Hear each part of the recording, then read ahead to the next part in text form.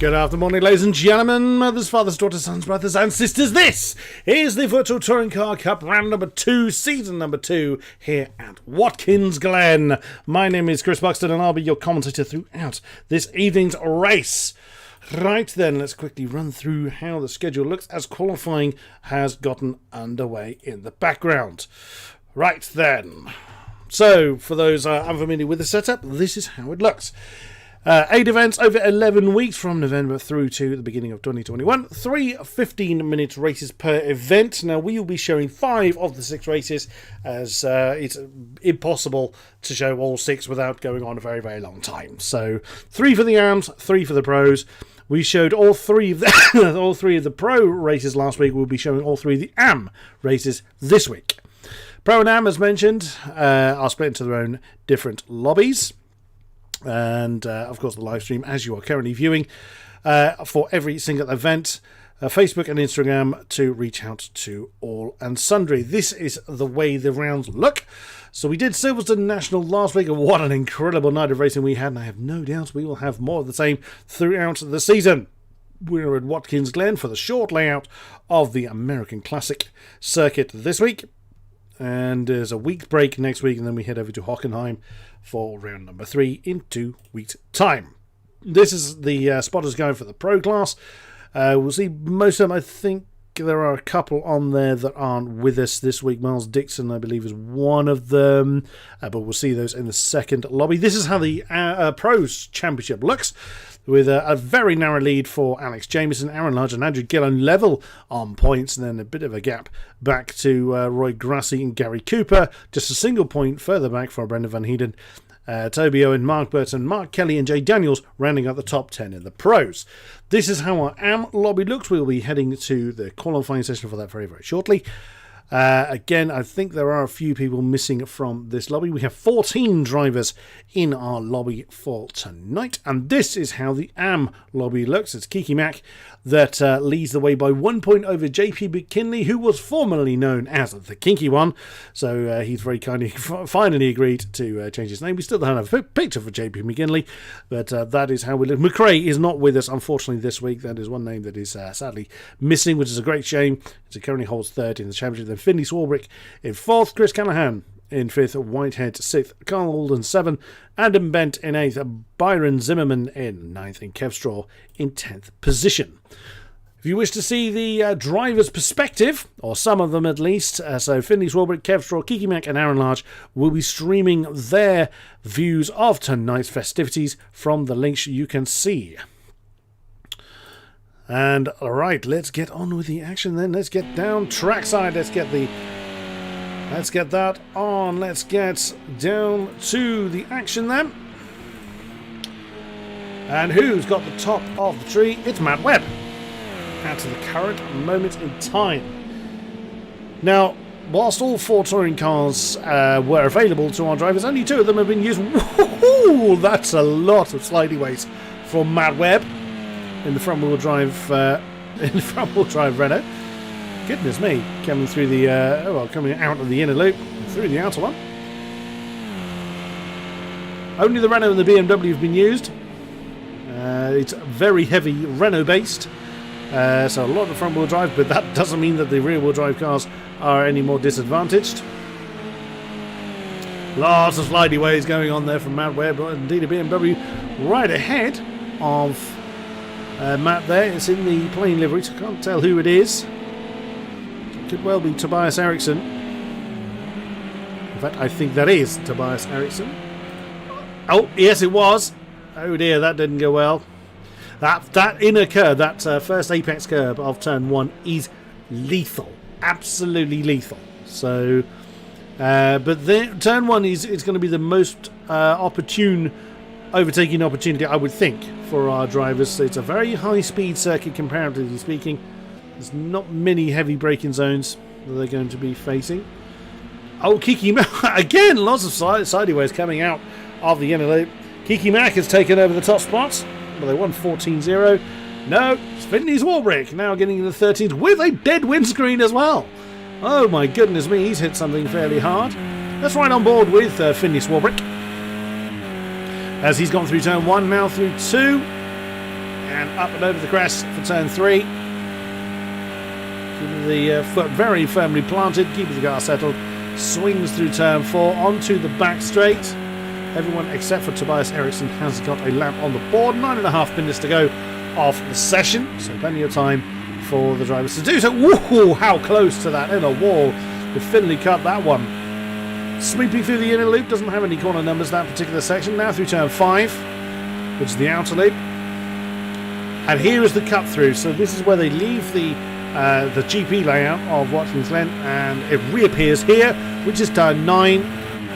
So skips the boot. As it's referred to as quite a steep curve there as well on the inside of turn 10, and then down to the final turn, turn 11. Just a bit of a lift there, wasn't too much on the brakes. Does Finley improve from the 1:13.818 first drive it into the sub-14s? He does! A 13.5. Wow, Finley Swarbrick is on the move then, as everyone has set a lap time. Let's have a look at who we've got. So we've got Finley Swarbrick, we have got King-Kodiak, we have got Matt Webb, we have got Adam Bent, and a very checkered patterned car. Byron Zimmerman is with us.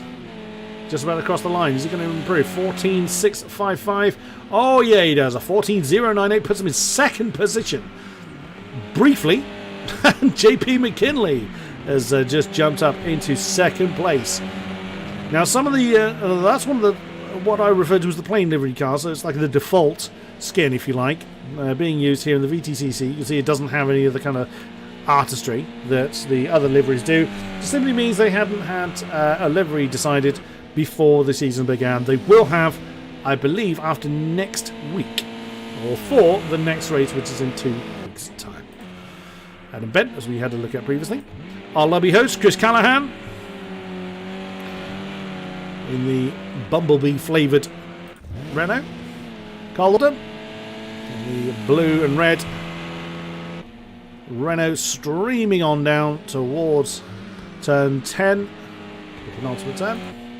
Harry Quinn was on the stream last week as Harry McVitie. Oh, he had to bail on that one. You heard him, had to get out of the gas as he was streamlining towards the wall. Now then, Mr. Garside returns to us, who's in the very literally plain liveried car. That's overcooked. Yeah, I did think you'd be a bit, you being a bit of interest. Oh, we have a new pole lap I've just seen. JP McKinley. Oh, by 0.07 of a second. Just shy of 0.08 of a second indeed. JP McKinley takes that top spot. Now, we saw how quick he was last time around. Him and Finley Swarbrick were mainly the ones fighting. King-Kodiak was up in that lead pack last time around, so we look forward to seeing how they did. We're also just glad to see... Oh, there's a bit too much grass. Well caught. I nicknamed David Garslide last season. It was good to see him return to us. We have some returning drivers on for the next round as well, so I am told. Alice Hughes, welcome back. Car number 4. Oh, that's a tad wide coming through turn 5. But keeps it on the road. Tobias Eriksson, the only BMW in the Anfield. Or the only... Yeah, that was a bit... no, what's the wall? Yeah, a little bit heavy-footed coming into the inner loop. And Kev Straw, I still have the cough, unfortunately. The cold seems to have dissipated now, thankfully. And yeah, that didn't work well for Kev Straw. He went a bit too hot. Wow, that's somebody right behind. Is that McKinley? No.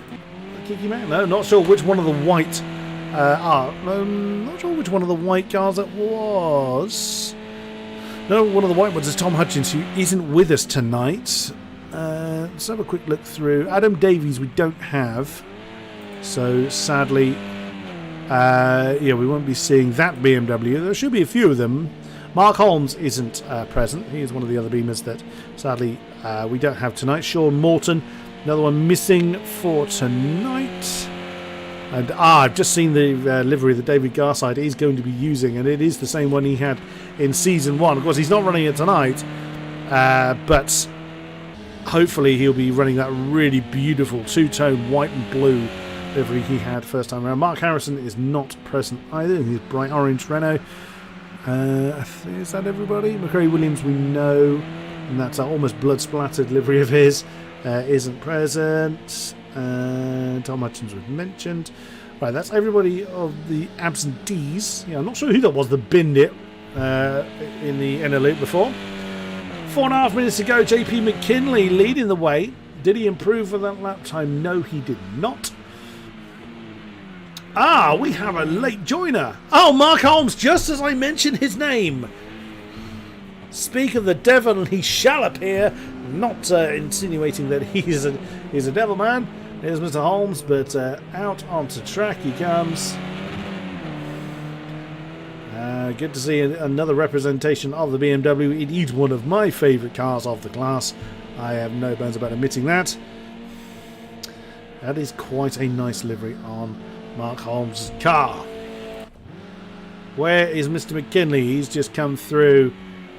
That's the inner loop where he is. Where's Finley Swarbrick, his lead challenger? Over the line. Does he improve? No, but he's got traffic ahead of him in the form of... That's Kev Straw, I think. Yep, that is Kev Straw's car. In 14th position, so he's still not managed to get a representative time on the board. Oh! There's Finley unfortunately being held up there. On camera. Yeah. If they're both on a timed lap, Kev does not have to back out of this. Which I think Finley rather put him in a position where it was like, well, you back out of it or we're both in the wall. Oh, Zimmerman's just jumped up into third place with a 13.6, I think. Oh no, was it Kiki? Oh no, beg your pardon, it was Kiki Mack jumping back up into fourth. Beg your pardon, with a 13.768. Look at that, 2.5 tenths of a second for the top four. Wow, down to 8th, and it's only half a second. That is the nature of shorter tracks, though. Mark Holmes has got it all to do. Hasn't had any... Oh no, that's not how you do it. At the end of, I think that was the end of his outlap, but he has got time. Oh, he's going to have damage on the car, is he? Well, he might have gotten away with that. I'd be surprised. It did look like he hit the wall sufficiently hard in order to put some damage on the car. Zimmerman and Webb back in the pits. Their day is done. Well, they could come back out. Oh no, Mark Webb! Well, that's definitely damage on the car. Not Mark Webb, Mark Holmes, beg your pardon. Where's McKinley? Oh, wow, that's wide. 13.504, still holding on to the top spot at the moment. Is an improvement? No. 2 minutes remain of this session. Swarbrick in second. He's just coming through the inner loop still with the cracked windscreen. Baron Zimmerman is in the... What a beautiful livery that is. He's got a knackered windscreen too. Kiki Mack, 4th position. It's just crossed the line. 13.768. We saw Kiki do that a few minutes ago. Matt Webb is in the pits. His day is done. He will not improve from there. Andrew Whitehead in the... Yes, I forgot he was the another BMW representative. Is he dented his bonnet? Yep, he has. He's had an argument with something as well. The front of that car is not exactly straight. That doesn't mean he hasn't got it repaired, mind you. Lots of slidey way. It seems to be the favoured way of going through the inner loop in the dry. It's probably the favoured way of going through it in the wet as well. I'm sure the drivers are quite happy with the fact that we have sunny American weather and not the damp, wet conditions they had last time. Now look at the distance between Harry Quinn with a 14.318 well, less than 2 thousandths of a second between himself and Carl Alden, who's taking an alternate route through the inner loop. Where is Mr. Garside? There he is. He is just on the back straight. Is Mark Holmes going to get a time on the board? Coming up to the end of the lap. 30 seconds until the checkered flag falls. Oh, he is struggling. Mark Holmes is struggling. And I suspect is he going to have another go? He's hit the ball again. So Mark Holmes is very much struggling this evening. Kev Straw as well. I'm a little surprised by that. Kev Straw is in 10th overall in the championship at the moment. Not quite to grips with how things are at the moment as the checkered flag doth fall on the opening qualifying session of tonight's racing. Does Kev Straw improve? 1:16.737 his time. He improved in time but not position. 16.141. His day is done, and that's Harry Quinn that's returned to the pits with a 14.318. He's in 9th place. JP McKinley, does he improve? Swarbrick is back into the pits, so McKinley did not improve, but Swarbrick returned to the pits. King-Kodiak, next one down the road. Oh, that was Whitehead that's just jumped up to 5th position with a 13.902. No improvement for King-Kodiak. Andrew Whitehead, the lead BMW, with a 13.902, just 18 thousandths of a second ahead of Matt Webb. There it's Chris Callahan, being followed by someone, I didn't quite see who. It's one of the few BMWs, that's the white BMW, so it must be Ericsson. Yeah, 15.361. No improvement there. Adam Bent. Wonderful. Well, as I say, in that wonderful livery, that's stylish, but not fast, I'm afraid. And Carl Alden was just crossing the line there to end the session. So then, the first pole man tonight is JP McKinley with Finley Swarbrick. These two crossing towards once again up front. Then it is Zimmerman, Mack, Whitehead, Webb, Callahan, Bent, Quinn, Alden, Garside, Hughes, Ericsson, Straw, and Mark Holmes not getting a time on the board. Right, I'm told the weather is clear all night. And hopefully I won't be as struggling as much as I was last week. Still the intermittent cough there, I'm afraid. So I will be taking on regular fluids. Hopefully won't be as disruptive as last time out. So I've got to wait for the lobby host, which is Chris Callahan, to hit the button, which he does. I thought there was a gap there in row 2, but no. Wow, the cameraman is he's keen. I'll give him that. It looks like there's a gap actually behind McKinley. There isn't. It's just the way that behind Finley Swarbrick. But there isn't. Everyone is where they should be. It's just the gap, the grid rather, is fairly spaced out. Okay. Let's get this on the road. So this particular session, if anybody wants to switch to the alternate setup, these are default setups they're running. So it's either the standard or the loose setups within the Project Cars 2. They can switch between them. There's minor adjustments they can make within that. So brake bias. Some cars allow for things like anti-roll bar changes. I don't know if the touring cars allow that. There's a couple of things that can change, but nothing substantial. And everybody has readied up. We are going to get race number 1 underway for the AM category. JP McKinley alongside Finley Swarbrick. It is time to wind them up and let them go. Who is going to be bravest on the brakes and who is going to get the best start? That's a great start from both of them on the front row. And there's the BMW of a Whitehead storming through into 3rd position right behind the lead 2. Whoa, Finley Swarbrick sweeps around the outside of McKinley to take the lead. What a move that was. That was very nicely done. Looks like everybody made it through okay. Oh, David Garside has had some trouble. Tiny bit of damage on his car, but it does look like he's made it through. So jump on board with Tobias Eriksson. Looks like everybody has made it through the opening few turns unscathed. Down towards the NLA for the first time in anger. They need to sort themselves. Oh no, Whitehead! He lost that one a bit on his own. There was impact between himself and I'm not entirely sure who that was. It wasn't Adam Bent. He's just claimed. I think it was King-Kodiak. It was, but that wasn't Mac's fault. King-Kodiak had nowhere to go. Unfortunately, just tapped the back of the BMW and round he went. But the BMW was already loose, going through. Or that's what it looked like from this particular perspective. There is a stewards panel that they can raise incidents to, should they so feel like it, after the race has concluded. So then, Finley Swarbrick has had a bad run through the final turn. He's had to pull over to undo, I'm sure, a slowdown warning. Oh dear, that's that last turn. He's gone in a bit too hot. Goes over slowdown warning. He's had to undo it. That's a shame. JP McKinley has just swan danced past him. And Zimmerman, that's a bad camera angle. Zimmerman in 3rd. King-Kodiak 4th with Adam Bent all over the tail. Adam Bent's going to go through. Looks like King-Kodiak is in trouble. He's had a bad... Oh, no impact behind him. Oh, it was Chris Callahan. And I think Alice Hughes. And Alice Hughes has caught up with Quinn. Oh no, that is Alice Hughes, I think, just slammed into the wall to get out of everyone's way. Oh no, no, no. Matt Webb's involved in that as well.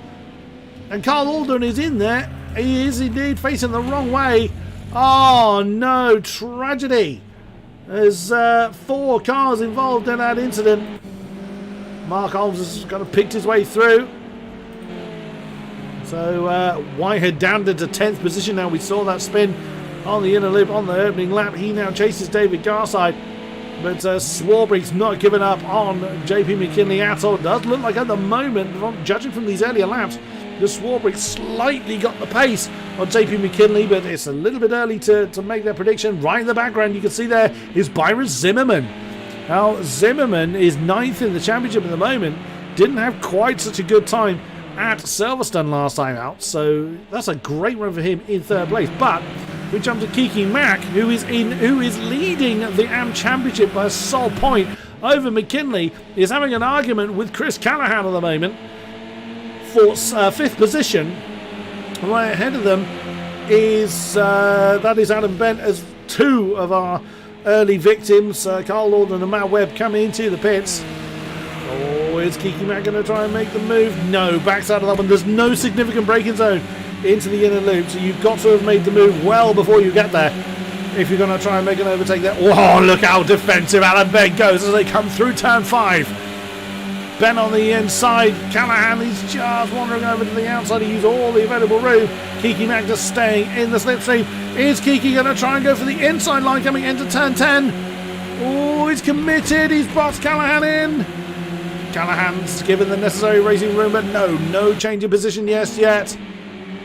It's very much going to be this turn 1. It's probably the biggest braking zone this circuit has. It's a bit wide for Kiki Mack. That could incur a penalty. We will see as the 3 of them stream down towards turn 1 again. Kiki Mack trying to outbrake Callahan. Ooh, he managed to get it slowed down, but lost too much pace as it was a bit too sideways. He's going to hang on to the inside line coming through turn 2. Callahan's going to try to do an outside manoeuvre there. He wants the inside for 3 and can't get it done. So Kiki Mack held on to that one. Is he close enough to Adam Bent to get a bit of a slipstream to help defend against Chris Callahan? We will see. He does. I thought the slipstream may not be effective enough, but it was to help Kiki Mack just peel away from Chris Callahan. Battle behind them, Harry Quinn and Tobias Eriksson. Eriksson didn't qualify well. Oh, he's overcooked that. He's going to have to slow down on the exit or get a penalty. Well, he's still going. Harry Quinn is keeping the pressure on for 7th position. The rest of the field behind them are fairly spread out, except for Alice Hughes on the back. But David Garso, we did see Hughes have to get out of the way of the field. Alice is new to the VTCC, so is still finding her feet somewhat, but is having a great old scrap with a veteran of David Garside. Jumping back up to the top, Finney Swarbrick has closed in a little bit. A couple of tenths, not even that, 10th and a half on JP McKinley. That lead battle continuing. That's the view from Swarbrick. Now this will be where the slipstream will be to his biggest advantage, but he knows he can't use that extra pace here. Now last week we saw, it would certainly seem that McKinley had that tiny bit of pace over Swarbrick last time around, but it does seem that the roles are reversed this week. Just as I say that, Swarbrick just touched that apex. Coming through turn 5, it would just shove the car wide. It's not worth trying to go anywhere near. As they come down towards turn 10. And again, lots of sideways going on. It doesn't seem to have cost Finney Swarbrick too much time as they come through that final turn. This is what caught Swarbrick out. He was too deep into that turn on the opening lap, which is what caused him to have to slow down. No penalties on the board yet, and there in the background, Byron Zimmerman just, he's trying his best to match the laps of 13.4 from both of our front runners. Goodness me, 5 thousandths of a second difference between the top 2. Wow. Well, you can't get much more consistent than that. We jump down towards Adam Bent, who's got Chris Callahan for company. So Chris has managed to wrest that 5th position from Adam Bent. We've got battles behind them of Eriksson and Quinn and Whitehead and Holmes. The two BMWs are having an argument. Well, beg your pardon, that is... Yeah, that's a little confusing because the car right behind Mark Holmes is not Alice Hughes. That, I think... It's Carl Alden, yes it is. So Carl's trying to unlap himself, which he is allowed to do. Ooh, that's getting close. Carl Alden is allowed to do. Any lapped car is allowed to unlap themselves as long as they do not impede the car they are unlapping themselves from. Look at this. Let's get on the cockpit view of Finley Swarbrick as he is piling on the pressure, or continuing to pile on the pressure. JP McKinley? I'm mixing up his name with everybody now. McKinley had a great exit from that final turn. Oh, and there's the first penalty on the board. I go and mention penalties and someone scores one. Look how steep that apex corner is at turn 1. That's that will cause the car to just basically go into two wheels. They'll lose a lot of time if they hit it. Absolutely maximum concentration from Finley Swarbrick at the moment as he continues to chase JP McCauley. I did it again. I don't know who JP McCauley is. McKinley. Goodness me. He did the decency of changing his name, and I'm getting it wrong. I wholeheartedly apologise. Oh, Swarbrick, that's gone deep. Yep, that went all wrong. And that was the merest of mistake, but because, again, there's no major braking zone there, he just carried all that pace onto the outside of the inner loop, and that has cost him half a second. All that work has just been binned, unfortunately. Jump a little bit further back as Harry Quinn continues to challenge. Well, Tobias Eriksson, as Eriksson's just gone too deep into the inner loop. That's how easy it is. And fortunately for Tobias, he's lost that spot to Harry Quinn. And demotes the Swede into 7th position. Right behind them is Adam Bent. And there he is, doing what he can to close in on Tobias. So the only battle we've got at the moment, I'm surprised actually the field has spread out as much as it has. We didn't have this at all last week, but that's the nature of the beasts. Yeah, different tracks have different characteristics. But we are seeing that proximity marker come up for Adam Bent on the back of Tobias Eriksson, so there is a potential battle for 7th forming with less than 6 minutes of the race to go. Is Finley Swarbrick going to be able to reel in JP McKinley? He can, and looks like he has. McKinley was a very, very... well, comparatively very, very slow coming through the inner loop. And now the two are bound together once again towards the end of the lap. Now there is the next biggest braking zone is there at turn 10, but it's very difficult to use it because the next straight is so short. Oh wow, how defensive did McKinley go to try and disrupt the rhythm of Finley Swarbrick? It worked just about. And yeah, look at that, a 14.6 from McKinley. Swarbrick all over the back of the man formerly known as the Kinky One. But this is going to allow, if they fight that hard, that is going to allow Byron Zimmerman to close in on them. And Byron will be able to see that. There he is. Byron was actually quicker than both Swarbrick and McKinley last time around. So they need to be careful about this. With only 4.5 minutes to go, they probably don't have to worry too much. Into the inner loop once again. Swarbrick did look like he was going to try to show his nose. Much tighter! Oh my goodness! He had a much tighter line through the inner loop. He's been forced to the outside line to sweep round the outside of turn 5 and take the lead. Now I wonder whether McKinley may feel a bit aggrieved by that. It was a mere impact. It's not a common overtaking spot, the inner loop, but McKinley made the most of it. Swarbrick rather made the most of it. We'll see if that comes to anything post-race.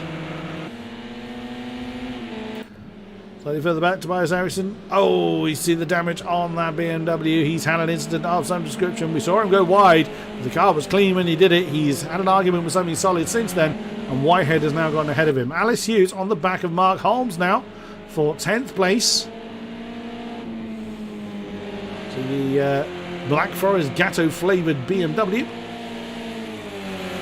Nice run through turn 5 for Alice Hughes, keeping the pressure on the BMW.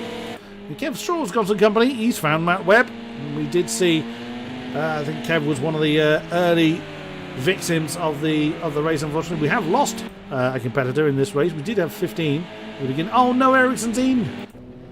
Oh no, Tobias Ericsson has brought his car into the pits.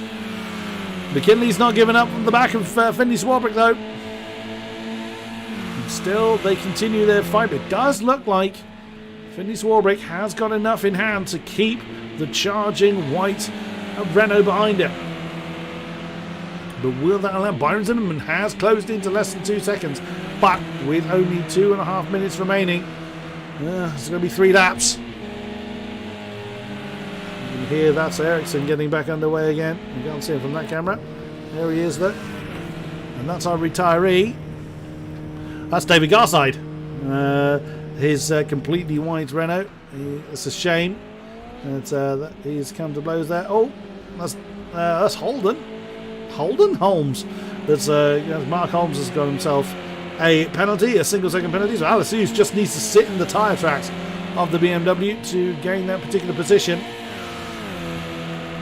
McKinley still not able to do anything against. Oh, look how close Alice Hughes is on Mark Holmes. Now she's going to go for a move on the inside of turn 10. Oh, that was lovely. Did a dummy to the right and then banzai to the apex on the left and takes the position. That was very nicely done. Now it's up to Mark Holmes to try and counter-attack because he has to undo the penalty he's got himself. And Kiki Max got a single-second penalty as well, but is more than a second ahead of Chris Callahan, so that won't really make any difference to him. 1.5 minutes to go. Saving any major catastrophe, it does look like we're going to be on the penultimate lap as the field is catching Kev Straw, I believe that is. Look at the laps there again. Look at that, 2.5 tenths to Swarbrick's favour there.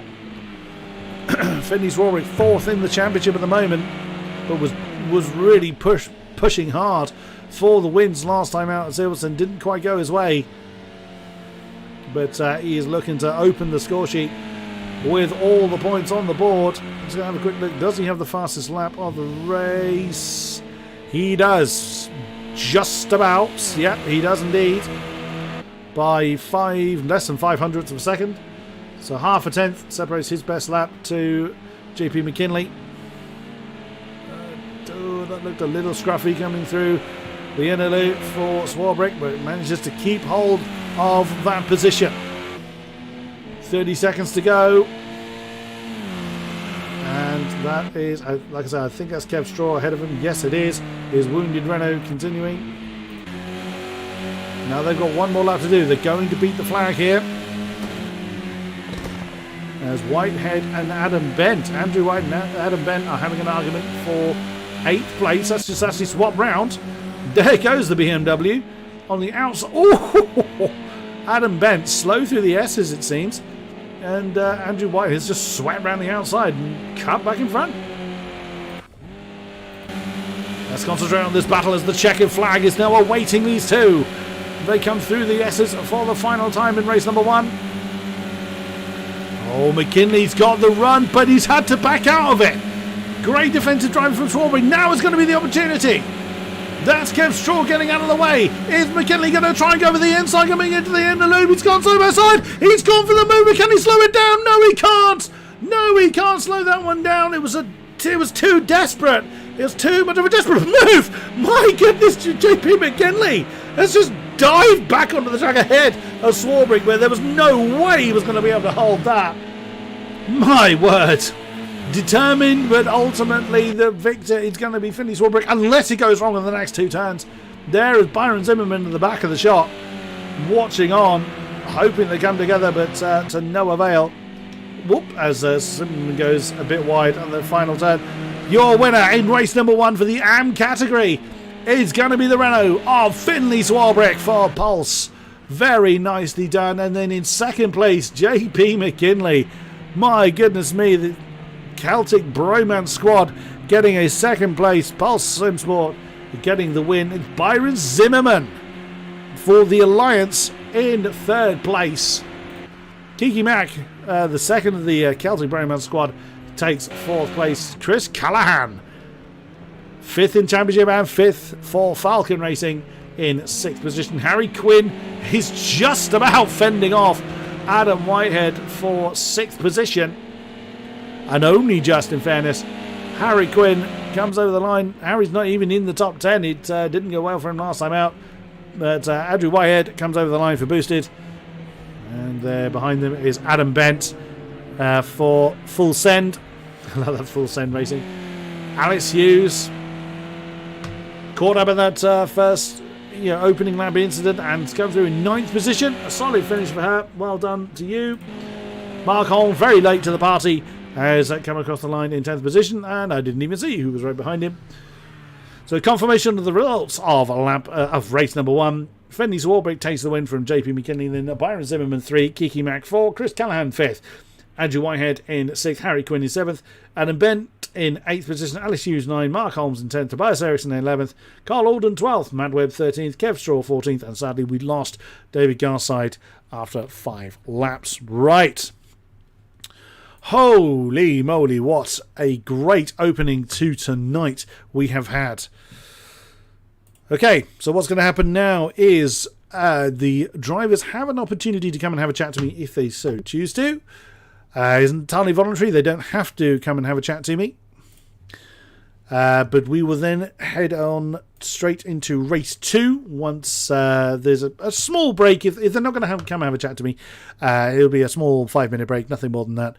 And then it is a random grid race. So qualifying means nothing this time.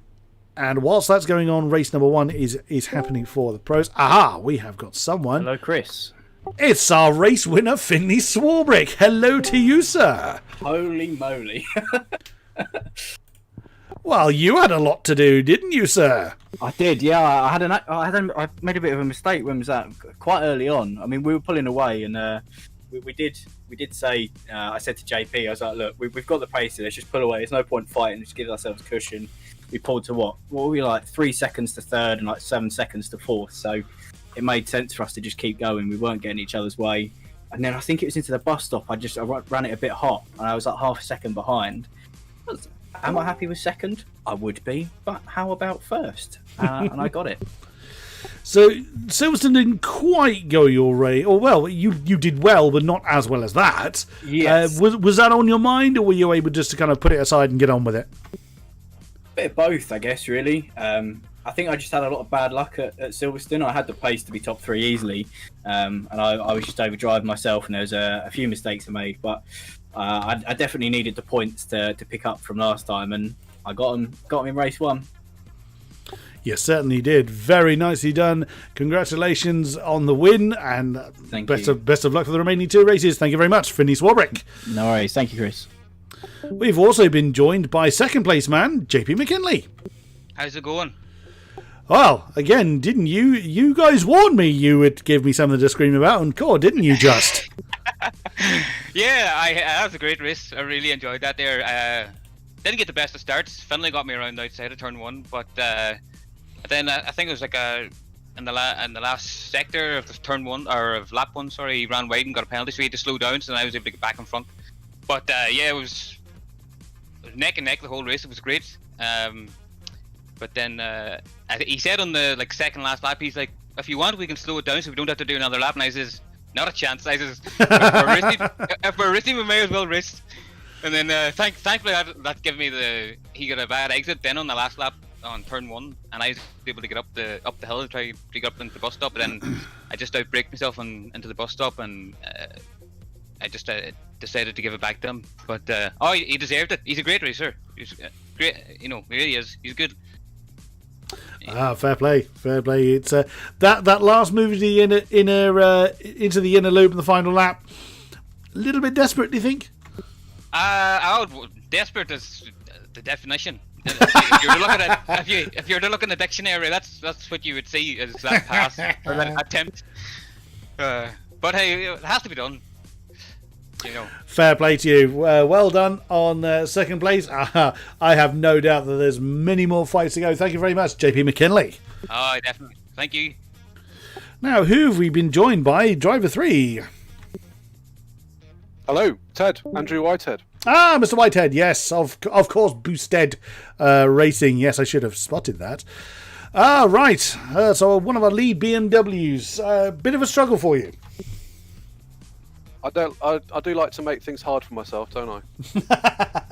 That bus stop error on the first lap really cost me. So I was quite pleased when there was a big pile up going up the hill the following lap. So I could get past them. But then it was just a fight back from there on, really. Good fun though. Well, yeah, I'm sure the people in the incident weren't best pleased about it. But No. where did you see yourself coming into today's round, following on from last week? Well, I thought if I could get anywhere near the front of the grid, with qualifying fifth, I was quite happy with that. Everybody's saying it's a Renault track, so being in the top 5 was fairly impressive. I knew I could get a good start, and then I thought if I could just stay there, my tyres would last longer than everybody else towards the end of the race. But yeah, that didn't really work out for me very well. But I was quite confident. I did tell Finley I was gunning for him, but yeah, that's not worked out for me very well either. Oh dear. So, is it just banking on a good starting position for race 2, or are you sort of still thinking about the same kind of position again? I'd quite like a decent position because now I know I've got some solid race pace. Yeah, it's just this random 2 is a bit tricky. But then, the rear-wheel drive BMW, we do make really good starts. So wherever we end up, we're going to potentially make up 2 or 3 spots anyway. So, yeah, see where we go from there. Best of luck then for race number 2 and for, races 2 and 3. Thank you very much, Andrew Whitehead. Thank you. And no sooner do we conclude that we are kicking down into race number 2. So then, let's turn the images off and head trackside. Ooh, this should be interesting. Can't wait for this. The random grid always generates some interesting moments. So let us see who is going to be starting where. Let's kill the music. We don't need that one now.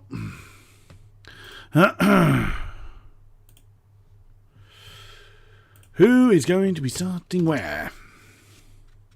Still waiting for the lobby to load in. Hopefully we don't have a lobby trouble.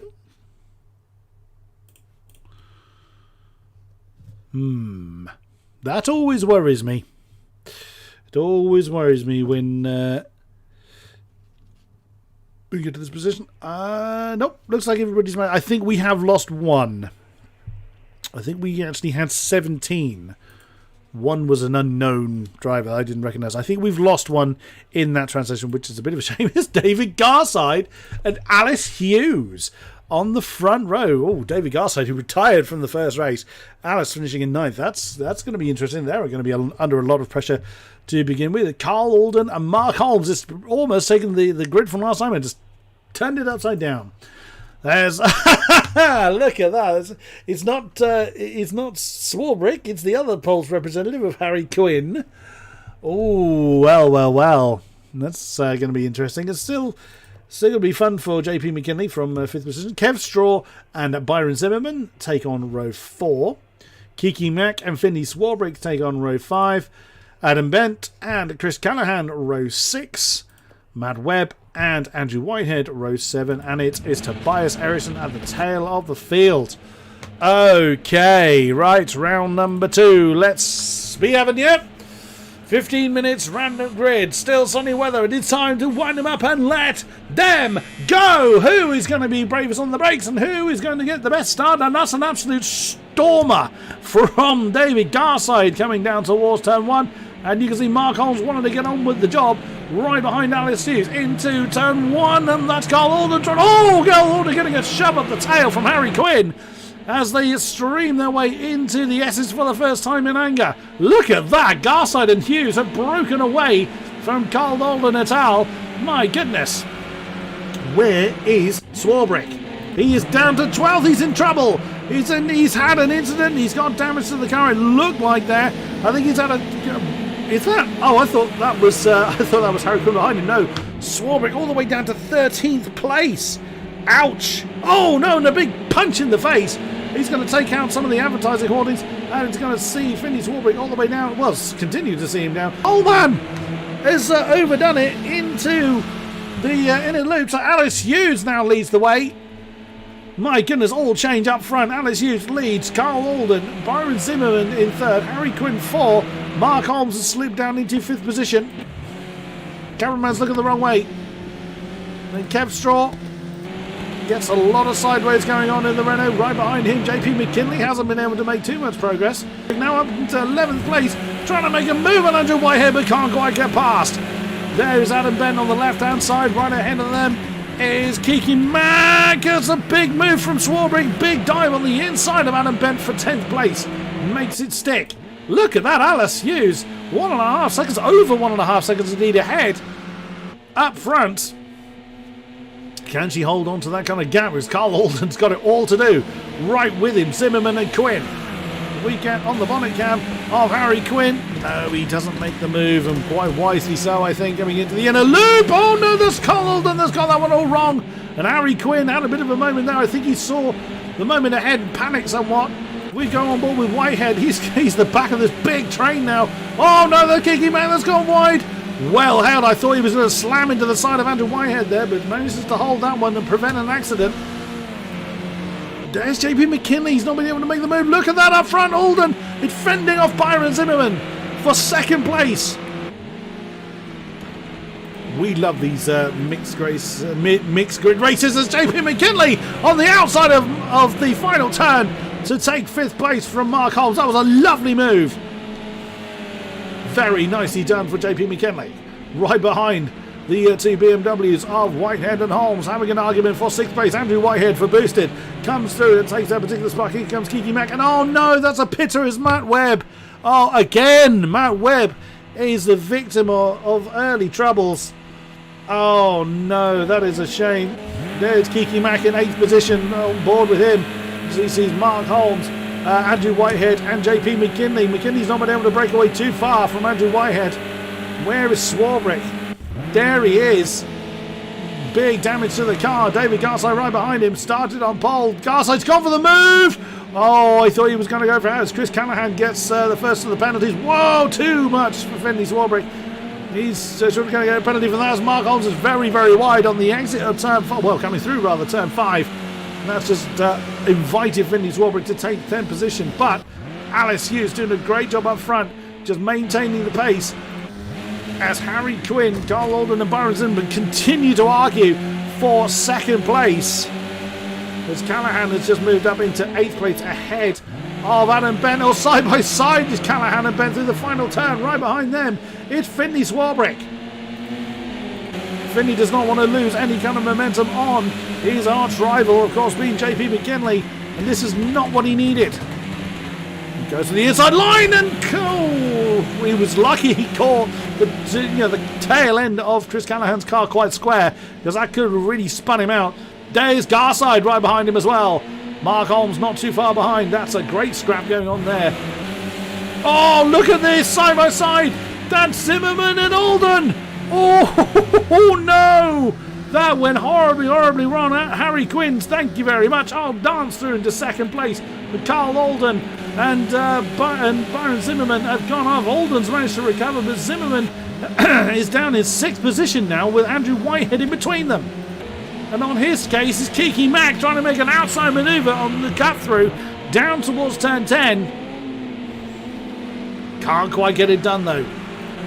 Whitehead with Carl Alden. Carl Alden slow coming through that turn. Whitehead goes to the inside line coming through the final turn and takes that 4th position, or does he? Just about. McKinley is now up into 3rd place with Carl Alden and Zimmerman coming together. I wonder whether McKinley is carrying damage that we simply can't see, because I'd have expected him to be right up towards the front already by now. Considering his early pace, the car looks immaculate. So I'm a little surprised by that. There's Kiki Mack with Byron Zimmerman already ahead of him. 4-car train, Whitehead, Alden, Zimmerman, Mack.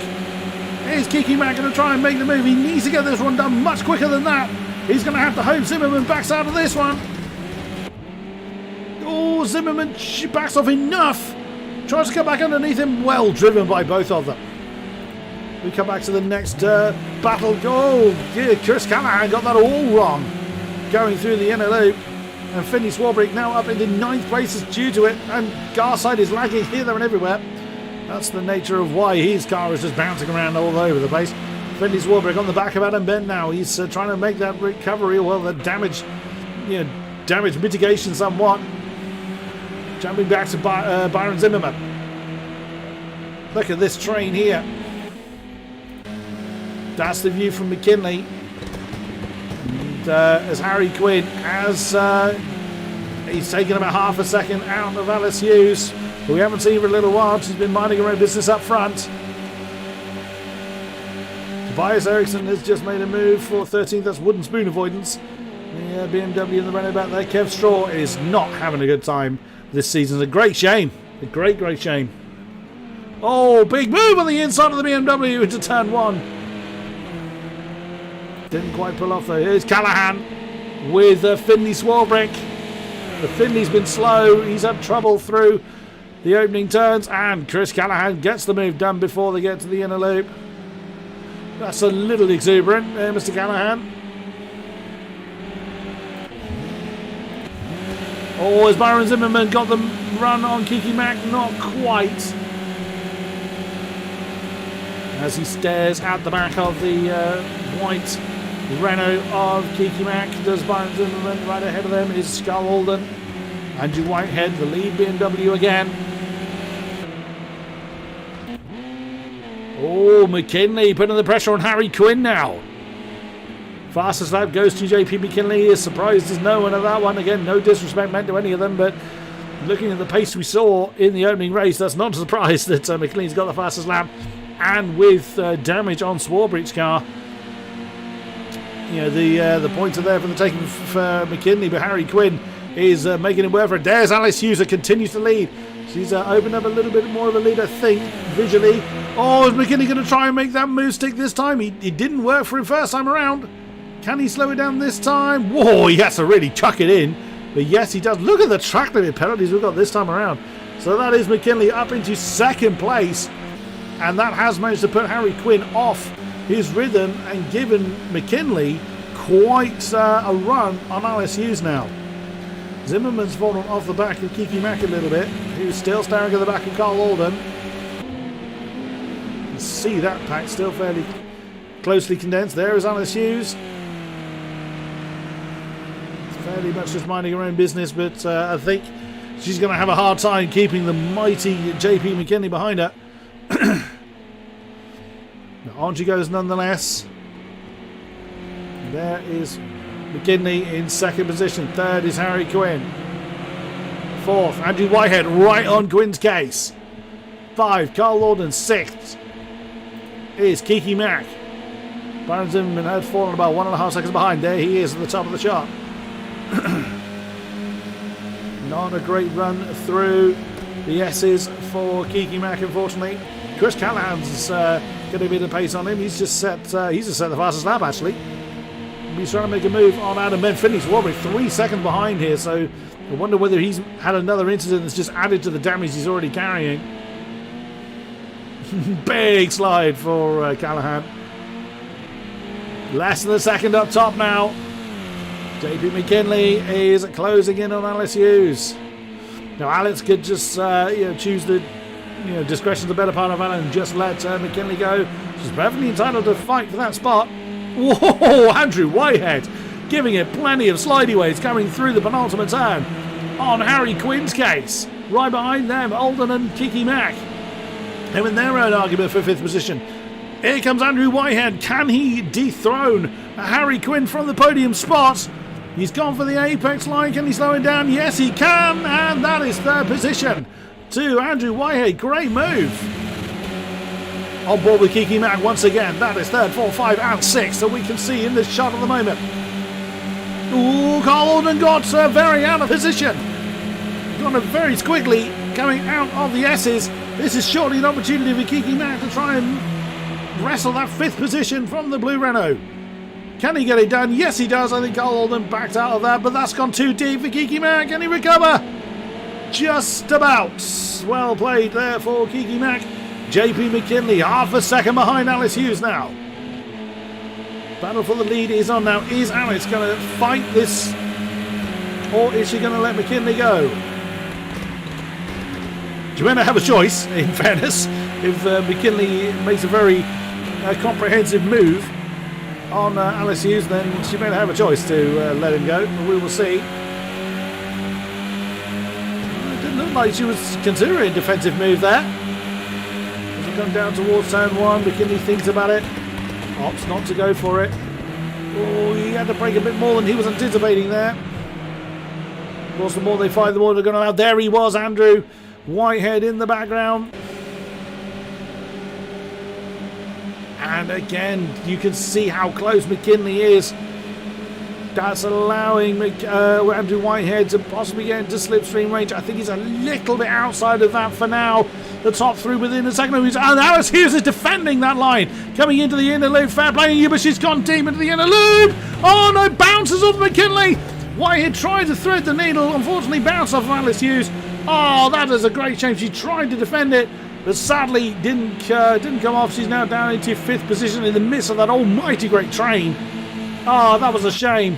JP McKinley now leads.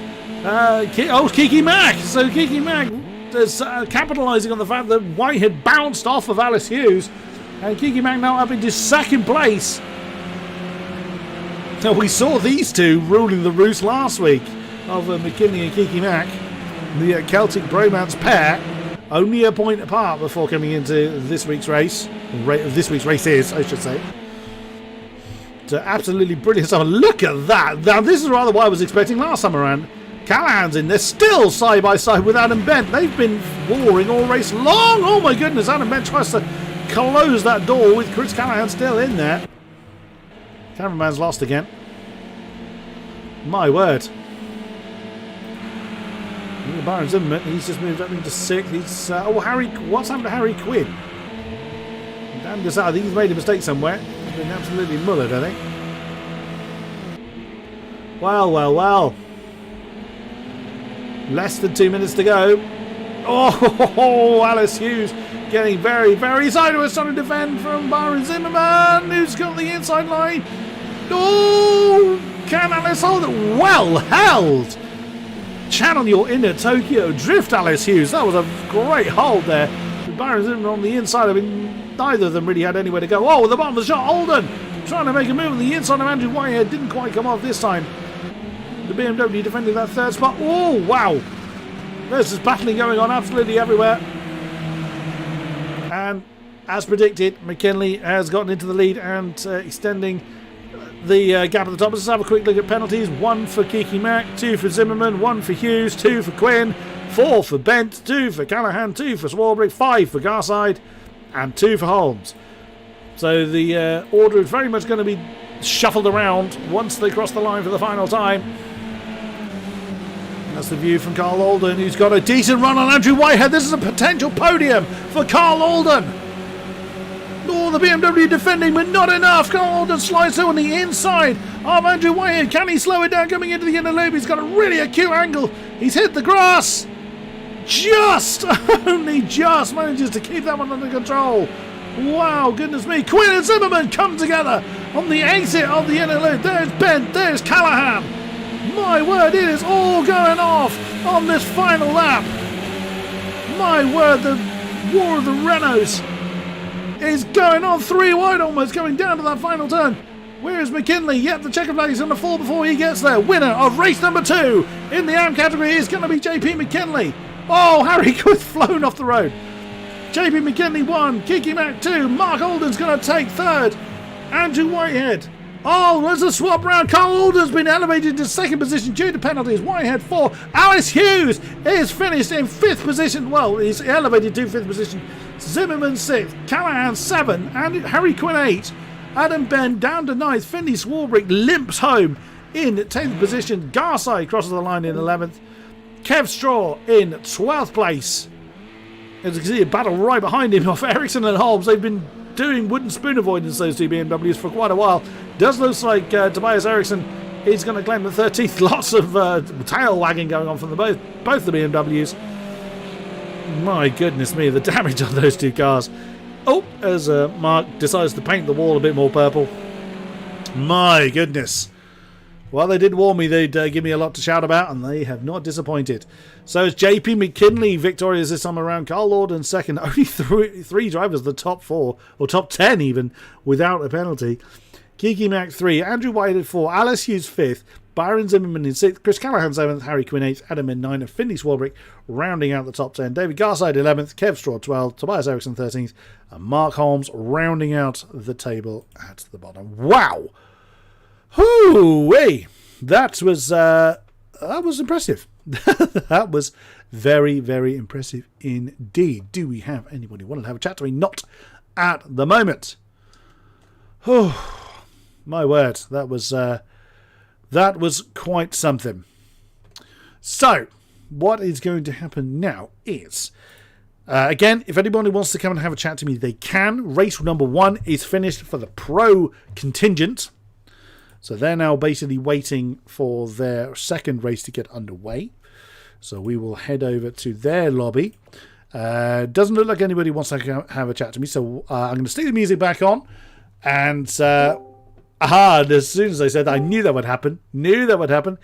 And I'm being joined again by JP McKinley. Hello again, sir. How's it going? That was a bit more hectic, I think, that race. Wow. I mean, you what was your thoughts there, JP? You kind of started 5th, I think. And then were you just confident of being able to just make steady progress? Because for a while it looked like you were struggling to make the progress. Yeah, well, I have a silly fat thumb. Off the line, I got a decent start off the line, but then I went to look to the left, and instead of looking to the left, I pressed the pit lane speed limiter. Beautiful. So then I got like swamped by like 4 people, and I was like, oh no! But then with the other people hitting into each other, I was able to pick my way through, and then I was able to slowly catch up to Alice, and she, unfortunately for her, like she outbraked herself into the bus stop, and then I was able to get past. But yeah, that's another great race, I have to say. It's great. Yeah, you had some other people to fight other than King-Kodiak and Finley. Oh yeah. My goodness! So, I mean, generally, you know where you sit with the other competitors. Were you a little bit nervous coming to people that you hadn't possibly fought before? Well, I knew coming into this, I always thought that like I knew no matter what car or what track, me and Kiki are always pretty neck and neck. So I knew I was going to have someone to fight with for the championship. But coming in, especially like last week and all, you know, with we've got like Chris and Finley and like they're all new people, so I don't really know all their names. But it's great to have the like always in qualifying, you always see the top 10 separated by like 0.8 of a second or 0.7. You know, and it was great to have it all so close together. Like, but, yeah, certainly was. Right, well, one more to go of the night, and we wish you the best of luck for Race Number 3. Thank you very much, JP McKinley. Thank you very much. Thank you. Right, Andrew Whitehead once again lead BMW. Hello, welcome back. A 4th from 14th on the grid. I'll take that. I think I was on board with you when Alice and JP came together, and you were trying your best to kind of thread your way through. What were your thoughts coming into that one? Do you think the lead was there for the taking, or are you taking the positions that were available? No, the lead was definitely there for the taking. I'd fought my way through from 14th, so I knew I'd got it there. My problem was, as Alice's car came across the track and I hit it, so when I overtook her, I got a penalty for overtaking through contact. So I had to give third place back, which essentially let the the teammates take the 1-2. And then I got so much damage on the front end. I was sitting duck in the last lap. So yeah, from a possible win to 4th, but as I say, from 14th on the grid, I'll take that. It was a great run. You certainly seem much more settled in that second race than the first. So podium beckoning, do you think, for race number 3? I'm not a great qualifier, so let's see what we can do. If I can qualify well, then yeah, I've got a good chance, I think. If you can do 14th to 4th on a random grid, then I'm sure that I'm sure you can do well in the qualifier grid. Best of luck for the final round of the night. Best of luck for the last round. Thank you very much, Andrew Whitehead. Thank you very much. Right then, we did have Adam Bent in the channel. Unfortunately, he's disappeared. which is a bit of a shame. But like I say, the interviews are not mandatory. Bit of a break now between this moment and when we get the second race of the Pro lobby underway. So again, we will be seeing their random race. We'll switch back to the AMs for their race number 3, and then we will switch back to the Pros for their race number 3. So we're going to alternate the lobbies for the last few races. We've had 3 races halfway through tonight's schedule, so for the final 3 races we will swap through. Same as we did last week, but the other way around. We started with the Pros. This week we started with the AMs. So stick with us. I have no doubt that the Pros are going to be equally as entertaining, if not more so, than the AMs, but it's up to them to prove. We should be getting away in the next 5 minutes for race 2 for the Pros. Do stick with us, because this is going to be good.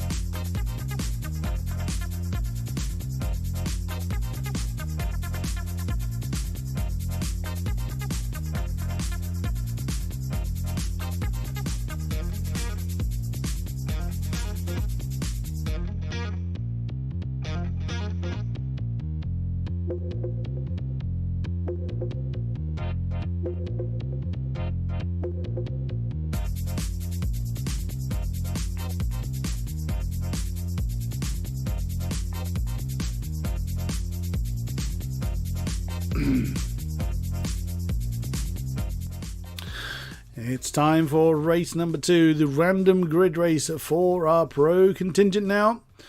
So we are heading to the track. Let's get that off. And who's going to be starting on the front row? It's Colin Dunn that's going to be on the front row. Now, I have been informed that Alex Jameson won from David Moll, who didn't have a good run last week. He's outside of the top 10 from last week's race. So a brilliant run for our German newcomer. And Roy Grassi finished third. He's fourth in the championship. So great effort there. So it's Colin Dunn from Aaron Large. Now, Aaron's second in the championship. So that's going to be an interesting front row. Andrew Gellone in the John Cleland flavoured BMW on 3rd position. Jay Daniels in 4th place. Jay didn't have a great run either last week, although it's saying that there's only 18 points top to bottom. Quentin Chauvetot, one of our newcomers, in 5th place with Jason Powell. Jason really struggled, I believe, last time out. Toby Owen, the captain of the ship, the man responsible for the VTCC, alongside the mighty Jameson in 8th place, row number 4. Mark Kelly is alongside Gary Cooper in row 5. Then Mark Burton, another newcomer, alongside Stu Neal, also a newcomer for row 6. There is David Moll, my goodness, in 13th place. Well, we saw Andrew Whitehead go from 14th to 4th, so it's certainly possible. Brendan Van Heeden alongside him in row 7, and Roy Grassy at the back of the field. Here we go, then, race number 2 for the pros. It's time to wind them up and let them go. Who is going to be bravest on the brakes, and who is going to have the best run through the... Look at Gillone! What a start! He is storming through into the lead. Oh my goodness me! What an absolute stormer for Andrew Gillone. The cameraman is lost. Aaron Large in 2nd place.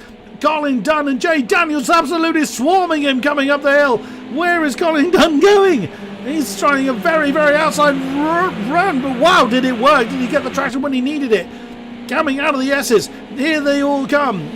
Jay Daniels trying to demote Aaron Large another position, 3 wide. Oh, this can't go well. They need to sort this out quickly coming into the... How did they not make contact? Very well played. Colin Dunn and Jay Daniels for 2nd and 3rd. Large in 4th. Powell in 5th. Chauvetot 6th. Toby Owen 7th. Alex Jameson down to 8th position. Not a good start for the championship lead. Well, the champion as well. Also, not just the championship leader, but the champion. David Moll up into 9th place. Oh no, that's Stu Neal has not had a good start. That's Gary Cooper already ahead of him. Mark Burton's not done well. But up front, Gillone already 2.6 seconds ahead of the field, if not more than. What a start for the Scotsman. And look at this. That is 2nd to 12th in this entire train. I would not want to be Jay Daniels right now.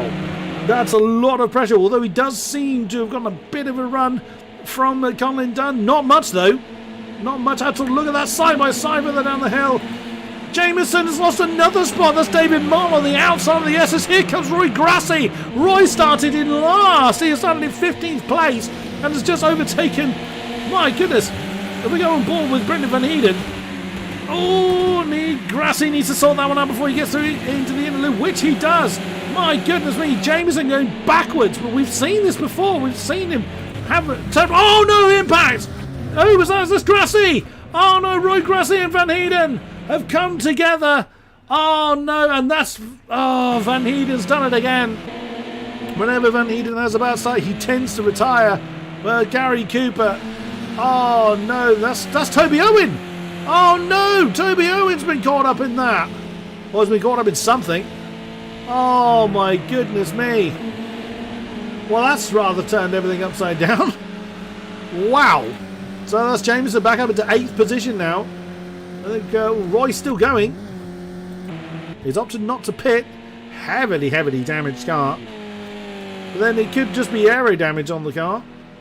The suspension might be okay. It's impossible to tell that from the outside. Toby Owen's in the pits. David Moll continues his charge onwards as he stares at the back of the queue from 3rd to 7th now. There was 2nd to 12th at the beginning of the last lap. Wow. Go, Gillone! That's a mighty slide, sir. As he glides the BMW seemingly effortlessly through the turns. A 12.8 from Jay Daniels behind. What a storming lap from Jay Daniels, fastest of the field so far. Doing what he can to close in on the mighty Gillone. But look at Alex Jameson. On board with David Moll. Jameson's 1.5 seconds behind this pack. This is going to be interesting. This is very likely to shake the field up. Or shake the championship up somewhat. Jameson's still getting faster sector times in there. All side by side. That's Colin Dunn and Aaron Large. They sorted that one out though. Dunn remaining in 4th position. Ooh, lots of squealing going on though. Go on board again with David Moll. You just see how they're all dancing around on the absolute edge of a region. Trying to... Oh, that's not a great run for Aaron Large. He might be penalised for that. He just got onto the grass. On the way up the S's, on board with Chauvetot now. I thought Chauvetot was going to have a bit of a run there coming up to the inner loop. Oh, wow, he's so close to that barrier. Aaron Large very side-witted. Colin Dunn has got the penalty. 2 seconds for Mr. Fishwick at the head of this particular train. Actually, Jason Powell is at the head of it. Very nicely done. And he's closing in on Jay Daniels. We really didn't get a chance to see the best of Jason Powell last week. He just got caught in incident after incident. Now Jameson is catching the back, or has caught the back of this pack. But how much time is he going to lose trying to fight through it is going to be the biggest question. Over the line he comes. Wow, a 12-3. Oh, big move on the inside of David Moll coming into turn 1. Bit of an impact between the two. I think Moll braked a little earlier than Alex Jameson was prepared for that. It was more avoiding measures. But look at this. Jason Powell and Jay Daniels have broken away from that battle behind them, and now going to be side by side on the back straight. Jason Powell on the inside line. Can he get the overspeed enough to get past Jay Daniels? He knows the head into the inner loop and into second place for Jason Powell. Nicely done indeed. Very, very well driven. Oh, Jameson's going to try and get an inside line on David Moll. We've lost another to Mark Burton, unfortunately. Mark Burton has retired from the race. Down to 13, but look at this lot scrapping away. And Jameson knows he's not going to be able to bounce his way in there. Mark Kelly's only 3.5 seconds behind them. Side by side right ahead is Chauvetot and David Moll. Whoa, that's Aaron Large and who was that? It was Aaron Large and Colin Dunn. Getting very side by side. They're going to go through wide coming down into turn 1. Is James going to try and bounce? No, he knows better than that. Whoa, that's really deep for David Moll, but does manage to make it stick. I don't know how the hell he slowed that down, but he did. Side by side again. David Moll on the inside of Aaron Large on the inside of the S's. What a move. David Moll has basically seen Alex Jameson coming and got a bit of a wig on. His right foot's gotten a bit heavier. As he's now trying to get a move on Colin Dunn. Oh, no, don't try an outside manoeuvre there. Aaron Large trying to get on the inside of David Moll. Bit of an impact between the two. And Colin Dunn has just about recovered that. Look at this. Oh, bit of a lag moment there for Quinton Chauvetot. Again, apologies about not getting your name quite right. Few penalties on the board. Jason Powell. Well, actually the top... Well, 3 of our top 4. So 2 for Jason Powell, 1 for Jay Daniels, and 4 for Colin Dunn. That's going to drop him right behind this entire pack as Aaron Large and Quinton Chauvetot come together. Still side by side, Chauvetot trying to get an outside manoeuvre on the outside manoeuvre on the final turn on Aaron Large. Can't quite get it done, and Jameson's got nowhere to go. Oh, thinks about Banzai on the inside of turn 1 again. He's thinking with his head here. Oh, that's a bit wide for Chauvetot. Jameson is not trying anything silly. We're only on round 2, so there's no desperation needed there as Chauvetot has gone past Aaron Large, and with that impact between the BMW and the Renault, Jameson then slides through into 7th place. Oh dear, 17. Oh, that'll be because Jason Powell has he got another penalty? No, that's probably when he did get his penalty. Jason Powell in 2nd position from Jay Daniels, 1.5 behind Andrew Gillone. Gillone doing what he needs to do. Up front, half the race gone. Look at just how that BMW slides through that long turn 5. Look at this lot. Moll, Mr. Fishwick, Colin Dunn, Chauvetot, Jameson and Aaron Large all involved in this battle. It is not dispersing at all. There goes Jameson. Trying to think about a move on the inside of turn 1 on Quinton Chauvetot. Can he get it done? Chauvetot's coming across. I think Chauvetot probably backed out of that quite wisely. Oh, impact between the two. Is that going to send Jameson off? No. Well held from both of them. Showtime is just about giving enough racing room. Aaron Larson got a great ringside seat for this. And Jameson can't capitalise on it. Or does he? Oh, well, me of little faith. Has Jameson gotten the drive he needs? Showtime can't shut the door. Jameson's alongside. Last of the late breakers. Can Jameson slow it down? He's gone deep, but it's just about to recover that.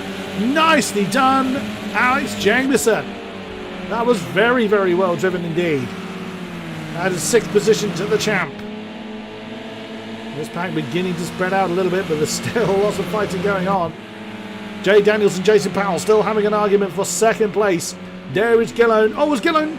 Gillone's lost time somewhere. I think Gillone was a tad slower on that lap. Let's see what the time is. Well, 13.5 is about where he's been, but 12.8 from Powell the previous lap. 13.2, so Jason Powell is closing in on Andrew Gillone. Yes, penalties to decide. Wow, Colin Dunn up to 6 seconds of penalties now. There's penalties abound, but my goodness, still plenty of racing going on. Aaron Large pressuring Quinton Chauvetot for what is now 7th place. Right ahead of them is Alex Jameson and Colin Dunn having an argument for 5th place. Colin's going to lose that spot anyway due to penalties. 4.5 minutes to go. Here comes Aaron Large. He's probably not going to make a move, but Alex Jameson is. No, well defended. Colin Dunn side by side coming into the. Not quite. I thought they were going to be side by side into the inner loop. Jameson thinking about an outside maneuver, baby. No, he tried to cut back underneath Mr. Fishwick, but Colin was having none of that. Denied the South African the run. Oh, he's going to try an outside maneuver coming into turn 10. Colin Dunn's trying his best to defend the line, and does so. Jameson's going to have to try again, and that's, of course, bringing in Quinton Chauvetot and Aaron Large right behind them. Jameson on the inside line on the final turn. Get on board with Aaron Large again, side by side the two Renaults. Dunn on the outside, Jameson on the inside. Jameson's nose ahead into 5th place. And Jameson is going to take the position on track. Is Chauvetot going to try and follow through? Not quite, but there's a battle coming off of the lead. Well, all that's going on. Jason Powell has caught the back of Andrew Gillone. Where on earth has this come from? Jason Powell has been absolutely alive in this race. He wasn't in the top 3 of round number 1, so I suspect he may well have come to grief again. Same as he did for Silverstone. Well, all races really in Silverstone. Jason Powell was very much scuppered, but this time around, nailed to the back of Andrew Gillone. 3 minutes to go on the clock. Gillone's going to have to do the defensive game of his life. Or, I believe, Powell is carrying penalties, so Gillone may just choose to let him go and save losing time defending against him. Oh, Colin Dunn is now at the back of this particular pack as we looked away to keep an eye on the lead. Jameson now leads this particular. Oh no, beg your pardon. David Mole leads that particular pack as Jameson's now caught the back of him. 2.5 to go. Sliding through turn 1, 2-ish, maybe 3 laps to go. We will see. By the time they cross the line, it's going to be close. As to whether it was 2 or 3 laps. Powell within a few hundredths of a second to the mighty Gillone last time around. Well, Powell's got a decision to make. He either tries to get past the BMW and run off, which it's never an easy task to do, to try and run away from Andrew Gillone, or he consigns himself to that position because Jay Daniels has also got 2 seconds of penalties. Oh, this question may well be answered, as Powell had the inside line coming through turn 5, but Gillone just had the traction to keep Jason Powell at bay. Oh, is that a move at the inside of 10? No, he had to brake on that one. As Gillone took the racing line. Lots of slidey ways going on from the Scotsman. Absolutely fantastic stuff. Mark Kelly has now got the back of Colin Dunn. Colin seems to be all over the place now, unfortunately. He's falling a little bit through the field. That pack is now very much dispersed as Colin Dunn's got another penalty on the board. That's 7 seconds worth. My word.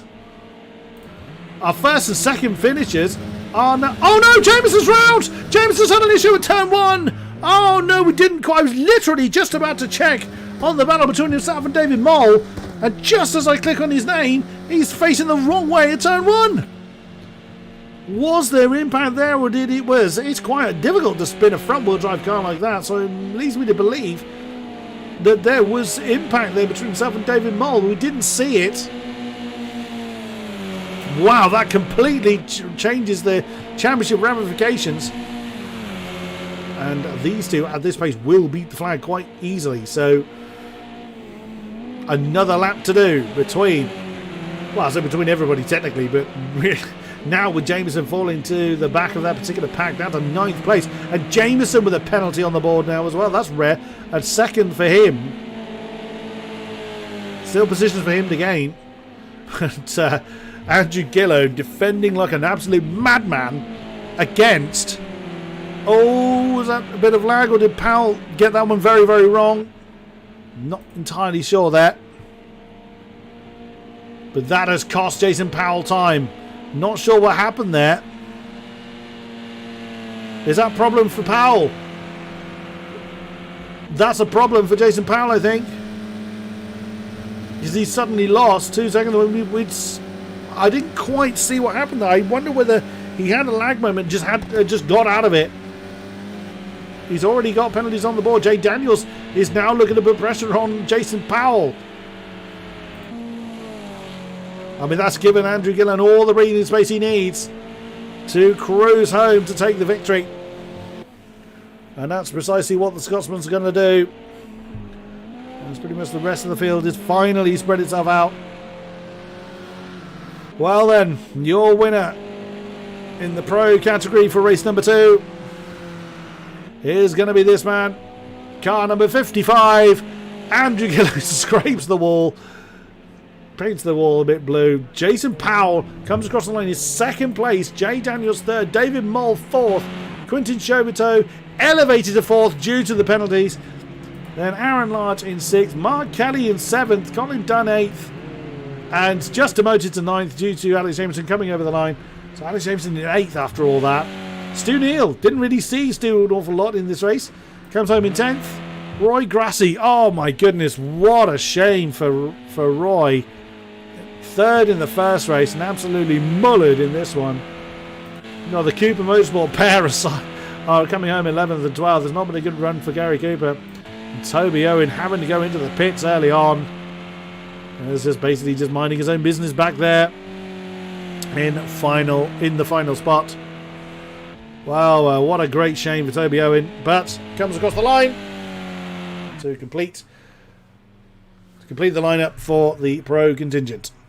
There it is, just confirmation then. Andrew Gillone in 1st, Jason Powell 2, Jay Daniels 3, Quintin Chauvetot in 4th, David Moll in 5th, Aaron Large 6th, Mark Kelly 7th, Alex Jameson in 8th, Colin Dunn 9th, Stu Neal rounding out the top 10, Roy Grassi 11th, Gary Cooper 12th, Toby Owen 13th. We did lose Brendan Van Heeden, and there are a couple of others that I can't remember off the top of my head. Who else we've lost? Mark Burton, we also lost in that race. Whoo, wow. What a lot of crazy that was. Now, who has come to join me?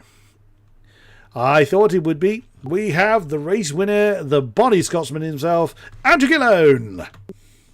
Yeah, that was hard work. It's more wrestling rather than racing out there in the car. Sideways. Now, you had a lot of slideaways going on, even by your standards, sir. That was a lot. But you got into the lead again. Once again, incredible start.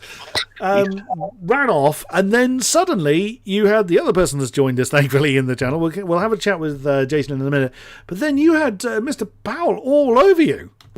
Yeah, no, the BMW doesn't like changing direction, so that chicane is not good. The long right hander struggles with. Yeah, she's not certainly suited for that. Certainly needs some rain on the track for that one, really.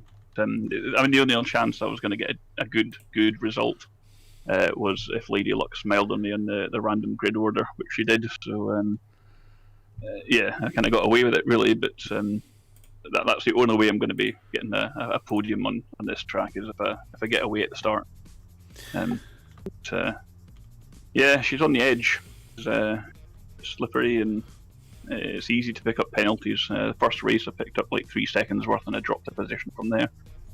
This one kept clean, and yeah, it kind of went well. So, but yeah, the other guys were just catching me up at the end. I knew he had a 2-second penalty, so I knew I had a bit of a buffer. Even if he was right on me at the end, I could let him past. But yeah, it's not easy track to pass. So especially when a sideways BMW is in front of you. Well, it looked good from our perspective, but you rather have front loaded my final question of where are your thoughts on your final position going to be?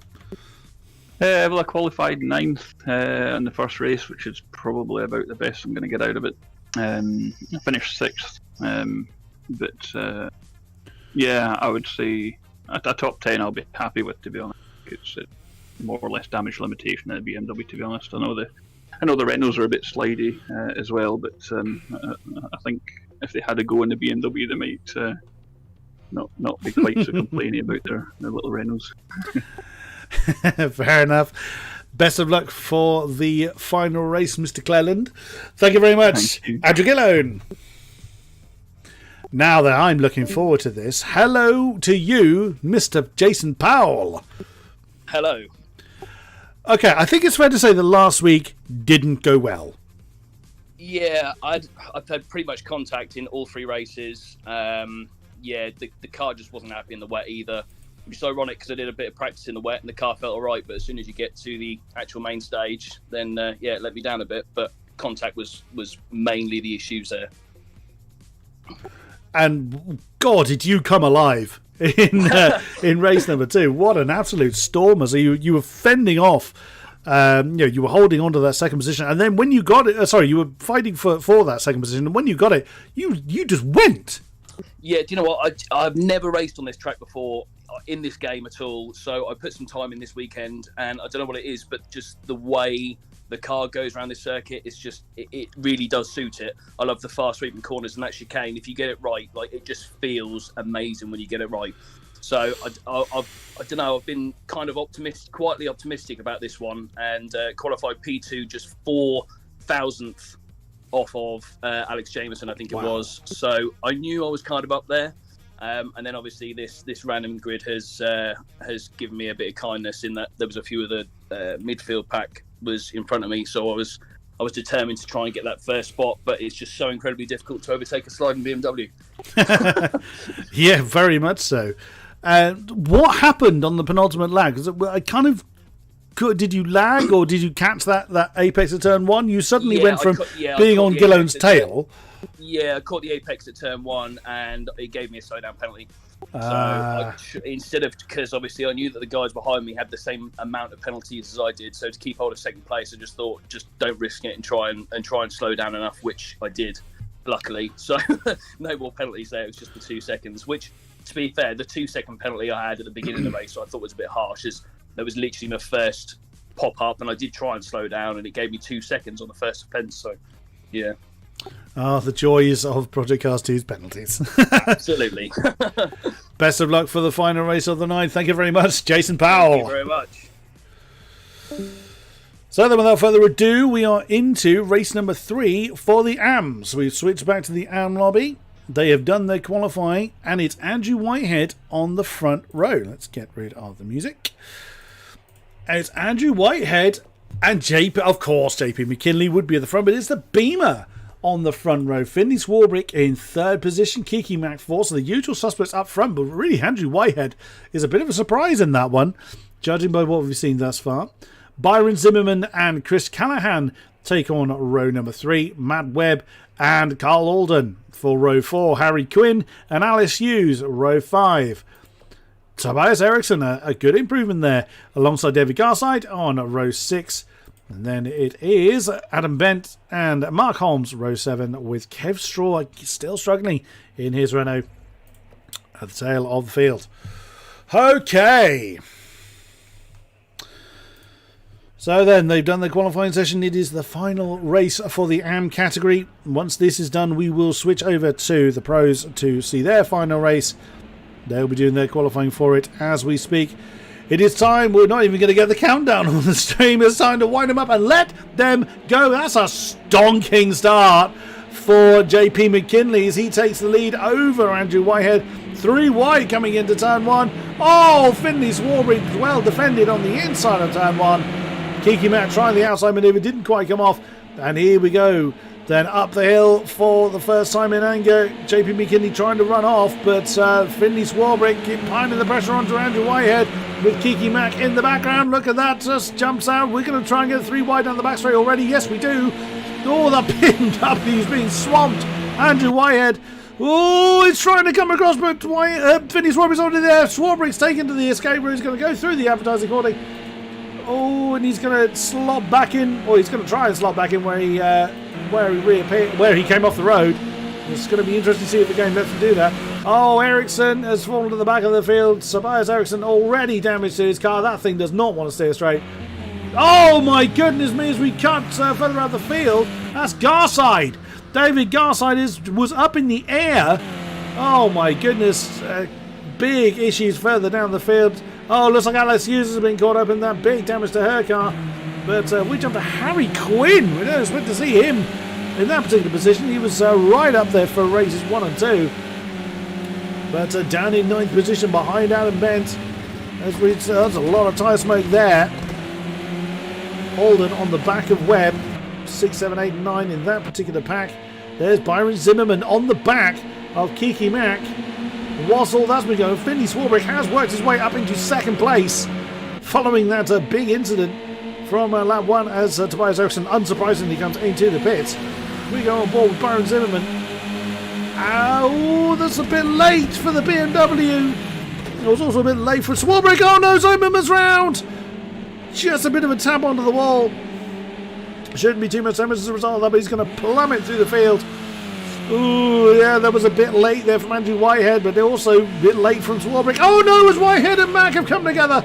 Oh, that's going to be bad for Andrew Whitehead. He's hit the wall, he's rolling backwards.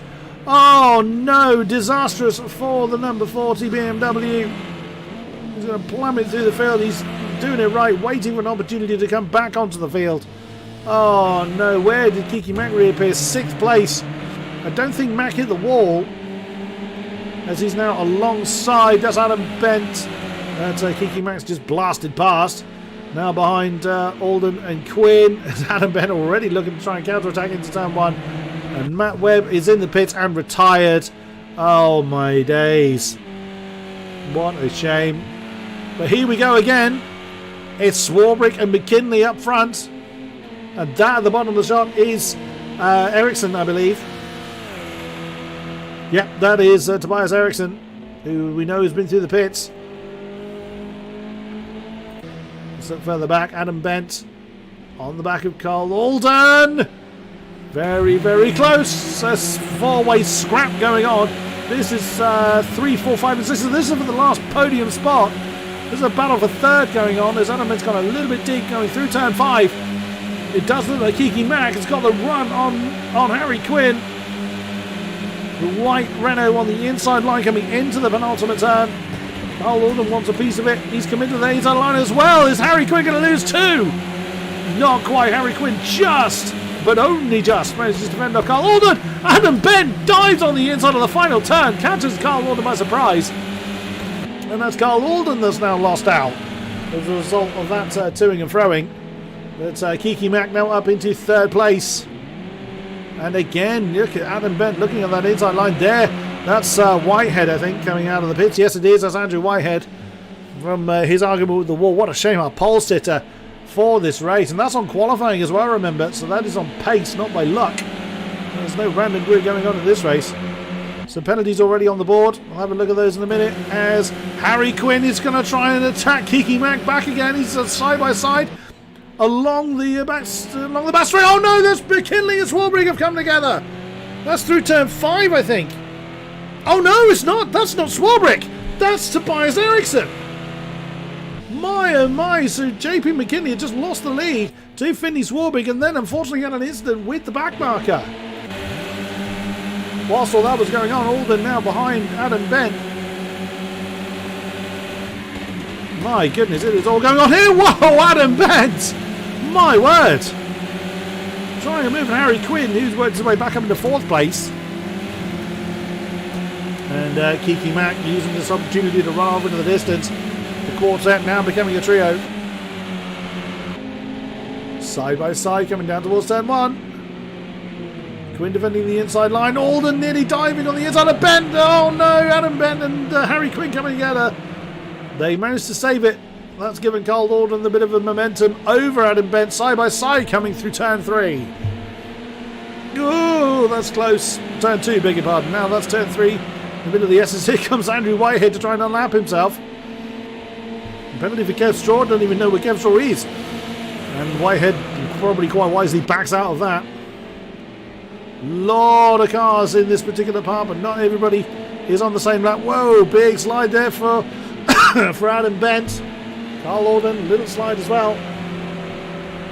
Holmes and Zimmerman are having a bit of an argument for 7th place as well. There's the BMW on the inside of turn 5. Trying to demote Byron. Look at that lot. Now in there is Andrew Whitehead and Tobias Eriksson. Oh no! Big impact there! Oh no! Who's come to grief? Eriksson again has come a crop, and there's Whitehead trying to get going. Oh no! I'm trying to identify who was in that. And I didn't quite get who was involved. I know Eriksson was facing the wrong way. I think Whitehead was involved. He already had visual damage to the car. Oh dear, oh dear. Somebody definitely was involved in that. Could have been Adam Bent, as he's got damage on the car. I didn't quite see that. I'm sure the stewards will be having to review that one. Here comes Carl Alden. He must have been involved in that because he wasn't in 8th last time we looked at him. Alden goes through on Adam Bent. Here comes Chris Callahan to make Adam Bent's day even worse, but opts not to go side by side into the inner loop. Finley Swarbrick dancing off into the distance, utilising very much the impact that McKinley had with Tobias Eriksson earlier on. I wouldn't be surprised if there is visual damage, but he did come into contact with the wall, did McKinley, so he's probably got suspension damage on the run out. He's going to cross the line. Look at that, nearly a second slower than Swarbrick last time around, and Finley Swarbrick using that to his advantage. There's Kiki Mack, now in 3rd, about 1.5 seconds ahead of Harry Quinn, who was about a 10th-ish quicker than Kiki Mack last time, so there might be a battle towards the checker flag between those two. Look at this, Adam Bent, Chris Callahan side by side as they come over the line. And Chris Callahan with that undamaged car swoops through on the outside of turn 1. Oh, and Adam Bent, I don't think Adam's got much of an answer. I suspect he was the other car I was trying to identify. He was caught up in that big incident with, I keep saying Tobias Eriksson. I'm not saying Tobias Eriksson was at fault, I just knew he was in it. But Andrew Whitehead was also in that. They were having their own argument for wooden spoon avoidance, but they had people trying to lap them around their BMWs as well. So don't know whose fault that was. Didn't see it clearly enough, but I have no doubt that one will come to the stewards. Post-race, Adam Bent trying to hang on to the back of Carl Alden and Chris Callahan, but I think it's just going to be too much damage on his car for him to be able to really mount a challenge. Kev Straw and Alice Hughes having an argument for 10th place, both of them carrying wounds. Ooh, Alice is a bit wide in the exit of turn 5. Might incur a penalty. We'll see if her name turns red as the day goes on. That, I think, is that Eriksson behind? Yes, it is. It's Tobias Eriksson behind them. Kev Straw still piling the pressure on. Bear in mind that Kev Straw started at the back of the field. Unfortunately, makes it more easier to be involved in starting incidents. So 1 second penalty for Mark Holmes, 2 for Carl Alden, 1 for Adam Bent, 1 for Kev Straw, and 2 for David Garside. Is how we currently stand. 14 cars remaining in this race. 5 and a bit minutes remaining. So Callahan and Alden continuing their fight for what is now 7th place, as they have dispatched pretty conclusively of Adam Bent now. Is Alden guys have another penalty on the board? No, it's probably when he did incur his penalty that constituted his 1:19 lap time last time around. Side by side again. Carl Alden, Chris Callahan. Chris then switches to the inside line. Can't commit enough. Can't get alongside Carl Alden enough to challenge for the spot, but he does force Carl wide. Can he challenge on the start-finish straight then? We will see. The rest of the field fairly spread out. Zimmerman and Quinn might catch one another before the end of the race. What's happened to... Oh, David Gossett, that's a lot of damage to you. Oh no, Alice Hughes has fallen to 12th. So she's made a mistake somewhere. So we'll see. Again, that may well come to this. Oh no, into the pits comes Alice Hughes. What a shame. She had such a great race in the second race in the random grid race for the Abs. Oh, Callahan on the inside of Carl Alden. Oh, wow. Talking about opportunistic. That's a brave move to make, but Carl Alden didn't defend that inside line. That was a stunning move from Chris Callahan. Then Garside, very well, what remains of his car is on the back of Kev Straw. That battle for 10th place, that was occupied by Alice Hughes before whatever incident has befallen her, and that does look like David Garside is going to just storm through on the inside of Kev Straw. Oh, there's a bit of lag going on there, I think, for Mr. Garside. Keeping an eye very much on this battle for 7th place, and it's the closest battle we've got. Now remaining 3 minutes. It's Alice Hughes' car. We can see his, here rather, parked up. But Finley Swarbrick now leads by 5 seconds. Oh, just as I cut to you, I commentator cursed you. My apologies, Finley. He's got enough time in hand to kind of slow down and undo the slowdown warning he would have no doubt received from that. Although he does seem to just planted his foot and kept the pace up. Kev Straw is now in the pits. Oh dear, oh dear. He cannot seem to get a break. The only thing braking seems to be his car at the moment. Oh, Alden's fallen off the back of Chris Callahan. He's a second slower than the yellow Renault last time around. Has Carl got a penalty on the board? He's got 2 seconds, but I'm not sure when he incurred them. I think it was a little while ago.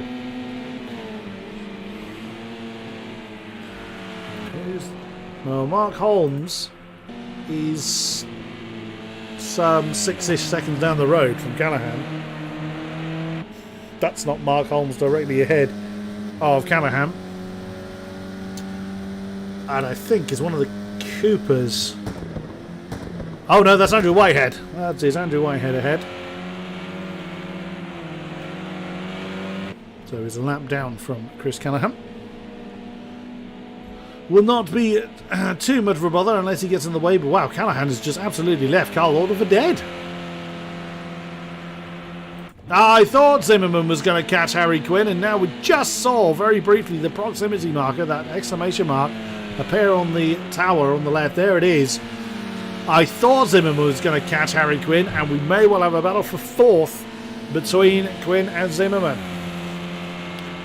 This is going to be interesting now. Byron Zimmerman was 9th in the championship standings before tonight's rounds. And Harry Quinn, sadly, not in the top 10. Did not have a good run at all last week at Silverstone. Finished pretty well so far tonight, and would really love to hang on to that 4th place. That's 4 tenths to Zimmerman's advantage. As we've already heard tonight, overtaking is not easy here. As Andrew Gillone from the pro side was saying. So this could be interesting. What can Zimmerman do? It's all or nothing, do or die. I think he's going to have to do it now. Where's Finley? There he is in the inner loop. He's not going to get back to the line in 40 seconds, or is he? He might. He might do, actually. Finley Swarbrick has been absolutely flawless. Absolutely stormed through. Although JP McKinney was a 10th quicker last time around, with 5.5 seconds between the two now. Unless Finley sticks it in the wall. And if I've just commentated cursed you, I really, really apologise. And that's close, but and he just by 3 seconds beats the flag. 14-0 last time around. And JP McKinley has got himself a 2-second penalty as well. Whoa, Zimmerman, that looked very wide on the exit of the final turn. King-Kodiak gets the quickest last sector time. In third place. Oh, is Oldham starting to catch Callahan again? Well, not enough yet to start to put pressure on for the position. But if Callahan makes a mistake, Carl Alden is positioned well to capitalise on it. Doesn't look like Byron's going to be close enough to Harry Quinn to challenge for that fourth place unless Harry makes a mistake. Round turn 5 for the final time for the AM category as Alice Hughes gets a track limit penalty just to make her day even worse. Through the penultimate turn, Mark Holmes now gets there's less people that don't have penalties that do. Into the final turn, don't stick it in the wall, of course he doesn't. Your winner for race number 3 for the AMs is the Pulse Sim Sports, a competitor of Finley Swarbrick. Very nicely done. JP McKinley chases him home in second. Or is that going to really make the championship title, championship battle, I should say, for the AMs very, very close indeed. King-Kodiak, again, another podium for you. Well done. Harry Quinn manages to fend off Byron. Byron did also have a penalty on the board, so Byron would have had to have done something amazing to overhaul that fourth place. A good, strong result for Pulse as well. Quinn coming home in 4th. Zimmerman 5. Mark Holmes. Well, it's been a very mixed night for Mark. But comes home in 6th. Strong result there. Chris Callahan in 7th. Mark Holden in 8th. Here comes Adam Bent. Oh, what might have been. As he comes home in 9th position.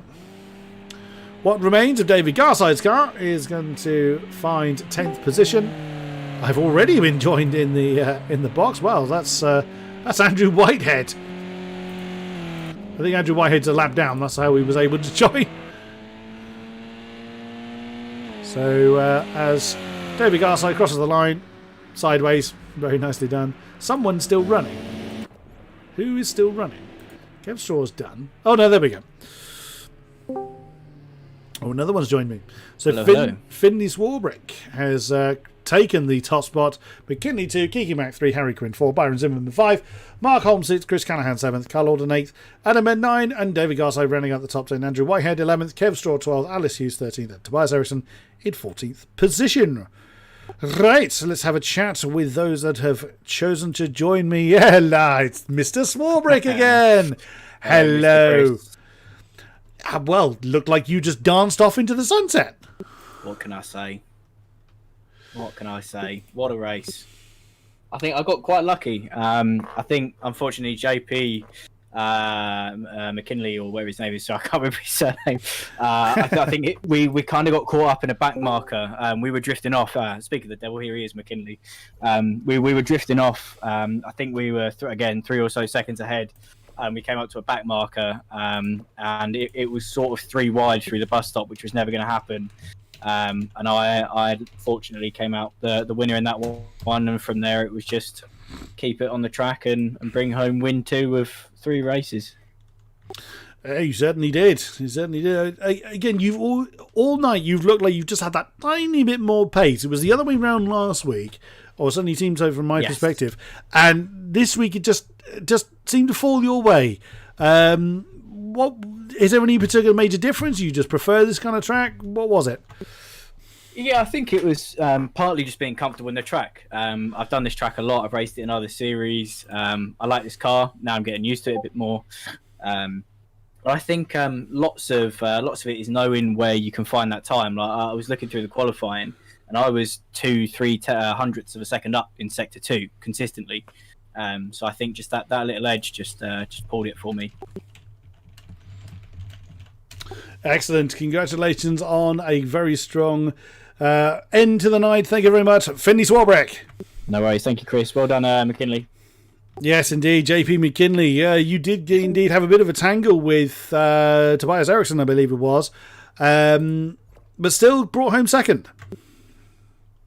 Yeah, I was a bit unfortunate with the back marker. Not really sure what to make of it, but Yeah, it was a great race. It was unfortunate I didn't really get the challenge finally. But I was saying it for the whole 3 races that he was faster than he was faster than everybody that was there tonight. But yeah, I was unfortunate I didn't get a chance to defend for the race, because I was on the lead at that stage. But yeah, what can you do? These things happen. Indeed, indeed. I'm going to have to wrap this up very quickly because we are ready to go for the final race of the night. But another strong result. Well done to you, JP McKinley. Thank you very much. See you next week. See you next week, indeed. And very quickly, we've also been joined by Andrew Whitehead. You seem to have a mixture of nights, don't you? Well, I'm taking the win. I put a BMW on pole position. You did indeed. Nobody predicted that, but oh my word, what a rubbish start. Yeah, that didn't really go your way, and then you ended up backwards against the wall and then in the pits. Yeah, I don't know who it was, but going around the long right-hander downhill, went round the outside of me. Well, my car always drifts out towards the rumble strip, so as my car drifted out, that's where they were. We came together, and yeah, I got the pit board telling me I'd got to go in, so that's where I went. And that's where you went. Well, best luck next week. Thank you very much, Andrew Whitehead. Thank you. As we head down to the start of the final race of the pro side, it is Alex Jameson from David Mole as they come into the first corner in anger. David Mole to Mark Kelly in 3rd position. Cameraman is lost. Andrew Gillen, considering he was thinking of qualifying in 9th, up to 4th position. Again, he didn't really have a chance to run through the order, I'm afraid. Powell, well, he powered through, didn't he, to try and challenge for the win in race number 2. Let's see what he can do this time around, as it looks like Gillo is challenging Kelly. And whoa, look at that, Jameson defending hard from David Mole coming into the inner loop. Oh, scraps going on all over. Look at that, Stuart Neal up into 6th place. Great effort there.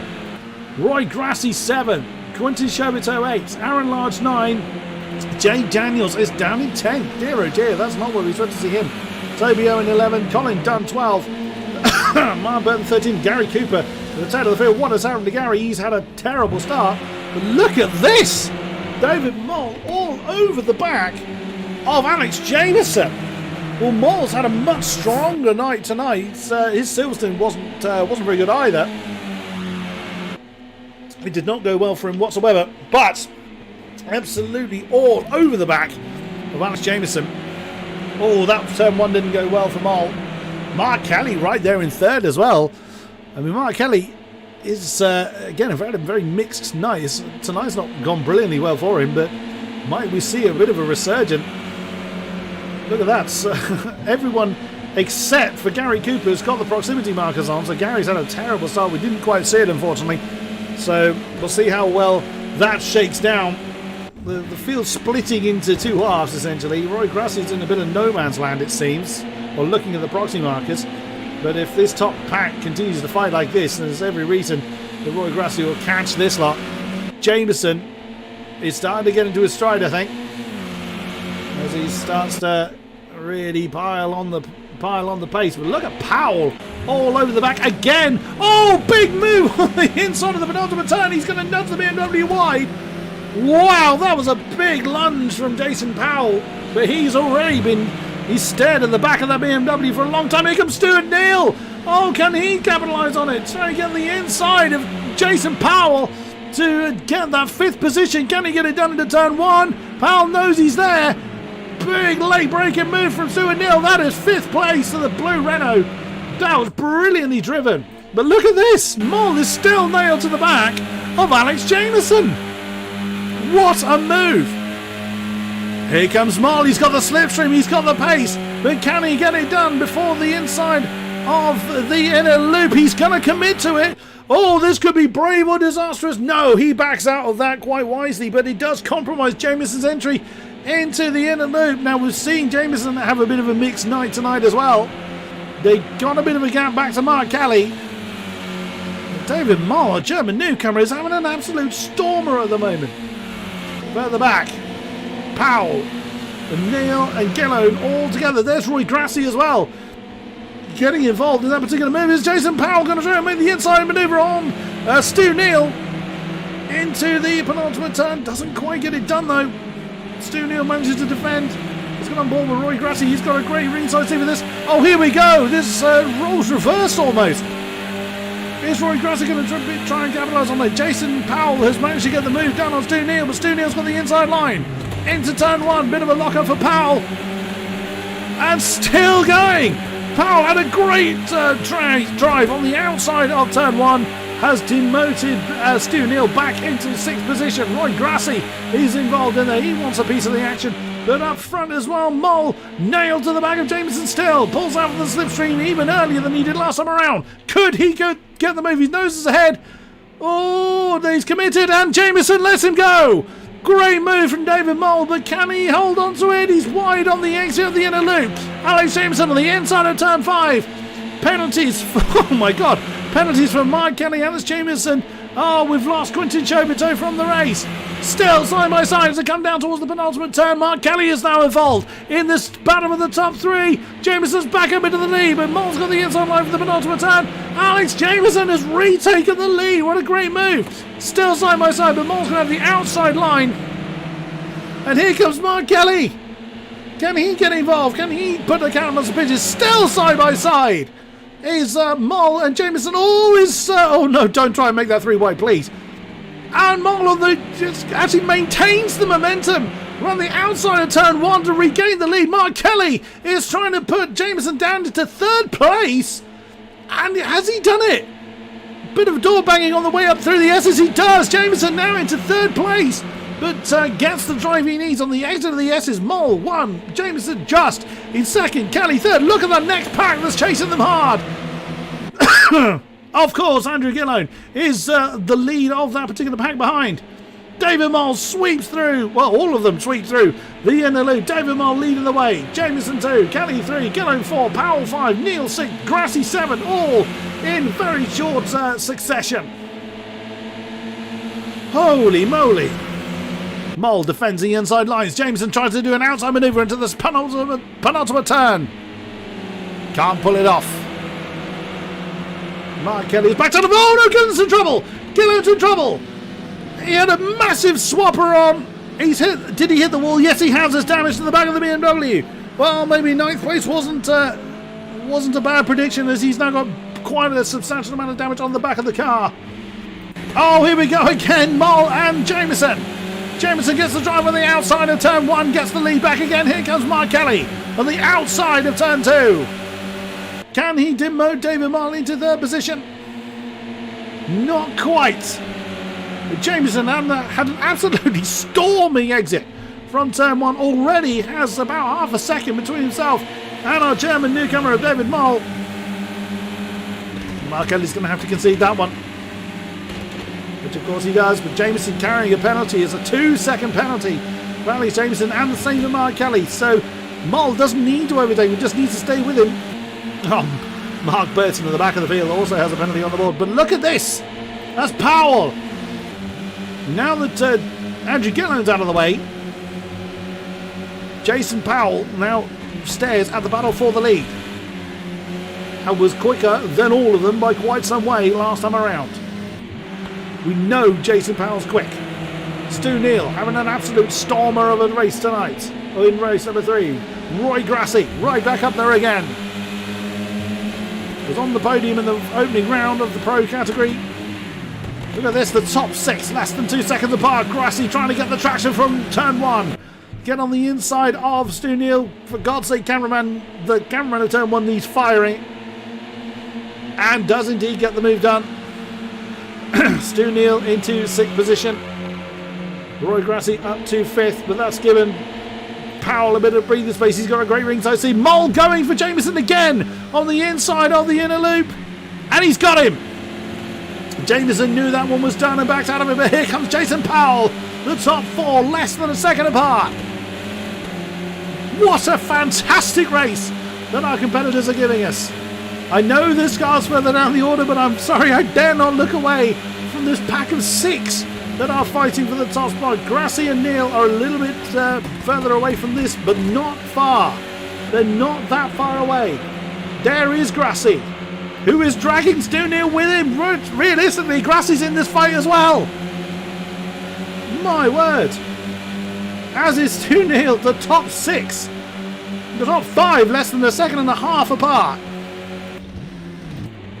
Oh, Jameson on the inside of turn 1 again. Can Mole repeat what Jameson did last time around and get the drive of champions from turn 1? No, he's forced to the outside of turn 2. Inside of 3. Here comes Mark Kelly. Mark Kelly on the inside of turn 4. Onto the back straight. All kinds of jostling going on board with Roy Grassi. Oh, Mole's gone for a big move on Mark Kelly for second place. And manages. How the hell did he make that stick? That put Mark Kelly a little bit out of sorts. Jason Powell nearly caught up in that one. Right behind them, Stu Neal. That's the view from his car. The top 6 less than a second and a half apart. Absolutely great stuff.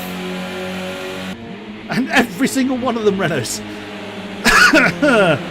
It certainly seems to have been a Renault-centric track as Jameson's got himself a tiny bit of breathing space. He actually has 0.6 of a second. This could be the opportunity Jameson needs. With David Moore fighting for his life against Mark Kelly and everyone else right behind him, this could be an opportunity for Jameson to do Alex Jameson things and run off into the sunset. We will see. I thought there's just too much ahead of Stu Neal for us to use him as a camera car. Jameson leads Mole, leads Kelly, leads Powell, leads Grassi, leads Neal. Here comes Mark Kelly. Outside line coming out of turn 4. Can he get it done? They've already reeled in. Alex Jameson. Mole just fends off Mark Kelly. Oh, gets very, very quickly on the exit. Oh, David Mole, how the hell did you hold that? He was all over the place. So they close back in on Jameson, but on the exit they've lost all that time. Grassi getting all over the place trying to get past Jason Powell, but can't do it. My goodness. And this is a great opportunity now for Jameson. He could actually break that slipstream, but David Mole has broken free of Kelly. Roy Grassi was slow coming through that final turn. Here comes Stu Neal. They're trying to get into 5th place. Their pulses and heart rates and blood pressure must be absolutely through the roof. David Mole, equidistant between Jameson and Kelly at the moment. That's not what Jameson needed. Jameson really needed David Mole to be caught up in that battle for a bit longer. Because I reckon Mole is going to close back in on Jameson on that back straight again. He's close enough. The slipstream will still be just about effective. Stu Neal could not hold on to that 5th spot from Roy Grassi. It looked like he turned in a little early there and had to back out of it. What a fantastic battle going on. Might have said that once or twice. 2-second penalty for Jameson, Kelly and Powell as well. So Jason Powell, he's having an argument with Kelly and Jameson essentially on track. It's just neutralised that one. One for Mark Burton at the back. Gary Cooper at the tail of the field. Let's have a quick look further down. There's Jay Daniels, Aaron Large and Toby Owen. Toby Owen in 7th position. There's the unfortunate Andrew Gillone that we saw going backwards into the wall a few laps ago. Jameson still feeling the need to defend the inside line, even though that David Mole's not close enough to make a move. He's still feeling the need to get over to that inside line very, very early. There's only 2.5 minutes to go. This race is absolutely flown, but I know they're only 15 minutes long, but even still. Absolutely flown past. Can Jameson build up that 2 seconds over David Mole? Mole just needs to stay in the tyre tracks. He's only a tenth slower than Jameson. Absolutely stonking lap times going on in the pro category. Bear in mind, it is default setup, so only the loose or the stable available. Oh, that's deep for Mole! Oh no, that could have just undone the advantage he had. Now, what's he going to do? Is he going to try and back off? Because, of course, he doesn't want to lose the back of Jameson and lose positions to Kelly and Powell. He's back. Oh, has he? Oh, has David Mole got himself a penalty? He might have gotten away with it. But that's now put him right into the mix with Mark Kelly, Jason Powell, Roy Grassi, Stuart Neal. 2 laps to go. They really haven't lost any ground. Did David Mole get a penalty? No, he did not get a penalty. It definitely looked like it was wide. Fastest lap is actually Roy Grassi with that 12.4, and he's in this pack. Mark Kelly putting in the pressure on David Mott for second. David Mott was 2,000ths quicker than Alex Jameson last time around. Oh, look at that! Roy Grassi and Jason Powell side by side onto the back straight. Grassi on the inside line. Can Powell defend? Oh, well driven. Well driven from both of them, but that's dropped them off the back of the podium battle. There's now got Mark Kelly involved in it. Jameson is slow somewhere. And suddenly, David Moll doesn't need to rely on the penalty situation. He's challenging for the lead on track. But realistically, Jameson is fighting Mark Kelly unless David Moll makes a mistake somewhere. Jameson defends the inside line very, very hard from David Moll through the final turn. Almost identical lines going on. Jameson now under all the pressure of the world. Roy Grassi has, what's this been going on? Roy Grassi has overtaken Jason Powell. Oh my goodness me. Although Powell's having something to say about it, the penalties would make that position because Jason has got those now 3 second penalties. He'll drop behind him anyway. He's having a great old scrap nonetheless. Final lap, checkered flag awaits. Jameson, penalty or not, is defending for all he's worth. Here comes Mark Kelly. Mark Kelly wants to overtake Jameson. He doesn't need to overtake Moll. He's pushing Moll through. But Jameson defends that inside line. But that's compromised his exit. Wow. And the other block of 3. Grassi. You can't even see him that Powell's following his line that exactly. Stuart Neal at the back of them. There is the top 6 in that shot. Just saw Toby Owen at the back. My word. Well, on track, Jameson is going to take the top spot, but the win is going to go, due to penalties, to David Moll. And there it is. David Moll 1, Jameson 2, Roy Grassi 3rd, Mark Kelly 4, Stu Neal 5. Sadly, there's 3 seconds of penalties. Drops Jason Powell into 6th position. Toby Owen fends off Jay Daniels for 7th place. Aaron Large I didn't see anyone else really. And probably a very unhappy Andrew Gillone in 10th position. Mark Burton 11th. Gary Cooper 12th. And Mr. Fishwick, Colin Dunn, limps over the line. I say limps over the line. The car looks okay, but something has caused him to fall all the way to the back of the field. Oh, David Moll, what I believe is his first win of the series. Wasn't even in the top 10 of the standings, and has taken the victory from Alex Jameson. Rory Grassi 3rd, Mark Kelly 4th, Stu Neal 5th, Jason Powell in 6th, Toby Owen 7th, Jay Daniels 8th, Aaron Large 9, Andrew Gillone rounds out the top 10, who's weirdly got a French flag on his profile. Last I knew he was Scottish. Mark Burton 11th, Gary Cooper 12th, and Colin Dunn rounding out the table. Whew, my word. That was an unbelievable end to tonight's festivities. We'll give the drivers a few moments to collect themselves, see if they want to have a chat to me. I really do hope that we do get an opportunity to have a chat with our top 3, but like I say, it isn't mandatory. They don't have to come and talk. Sometimes they just want to be left alone, and I can understand that after a crazy race like that. Oh, my word. And that's what you have to look forward to for the Virtual Touring Car Cup. The racing is exceedingly close. My word. But it was definitely a day of the Renaults today. The BMWs couldn't quite hold a candle to the Renaults, even though Gillone taking the win in Pro Race 2. He was absolutely hounded towards the end of that particular race. Were it not for that mistake from Jason Powell, he could well have crossed the line in first. He was also carrying penalties, which is no smirch on his racing. It's just very easy to pick up penalties. We do have a couple of people waiting to have a chat to me. They've just gone into the other conference was that I had to lift after. And I've gone and interrupted the conversation. Apologies, gentlemen. But well. So I've been looking forward to this. Guten Abend, Herr Moll. Guten Abend, hallo. What a win! That was an absolutely storming race. Now, Silverstone really didn't go your way, I think it's fair to say. But what a way to recover. That's absolutely brilliant. Well done, sir. Thank you. You can say that again with Silverstone. It was really not my track, and you had something else, something better to deliver. And well, here we are.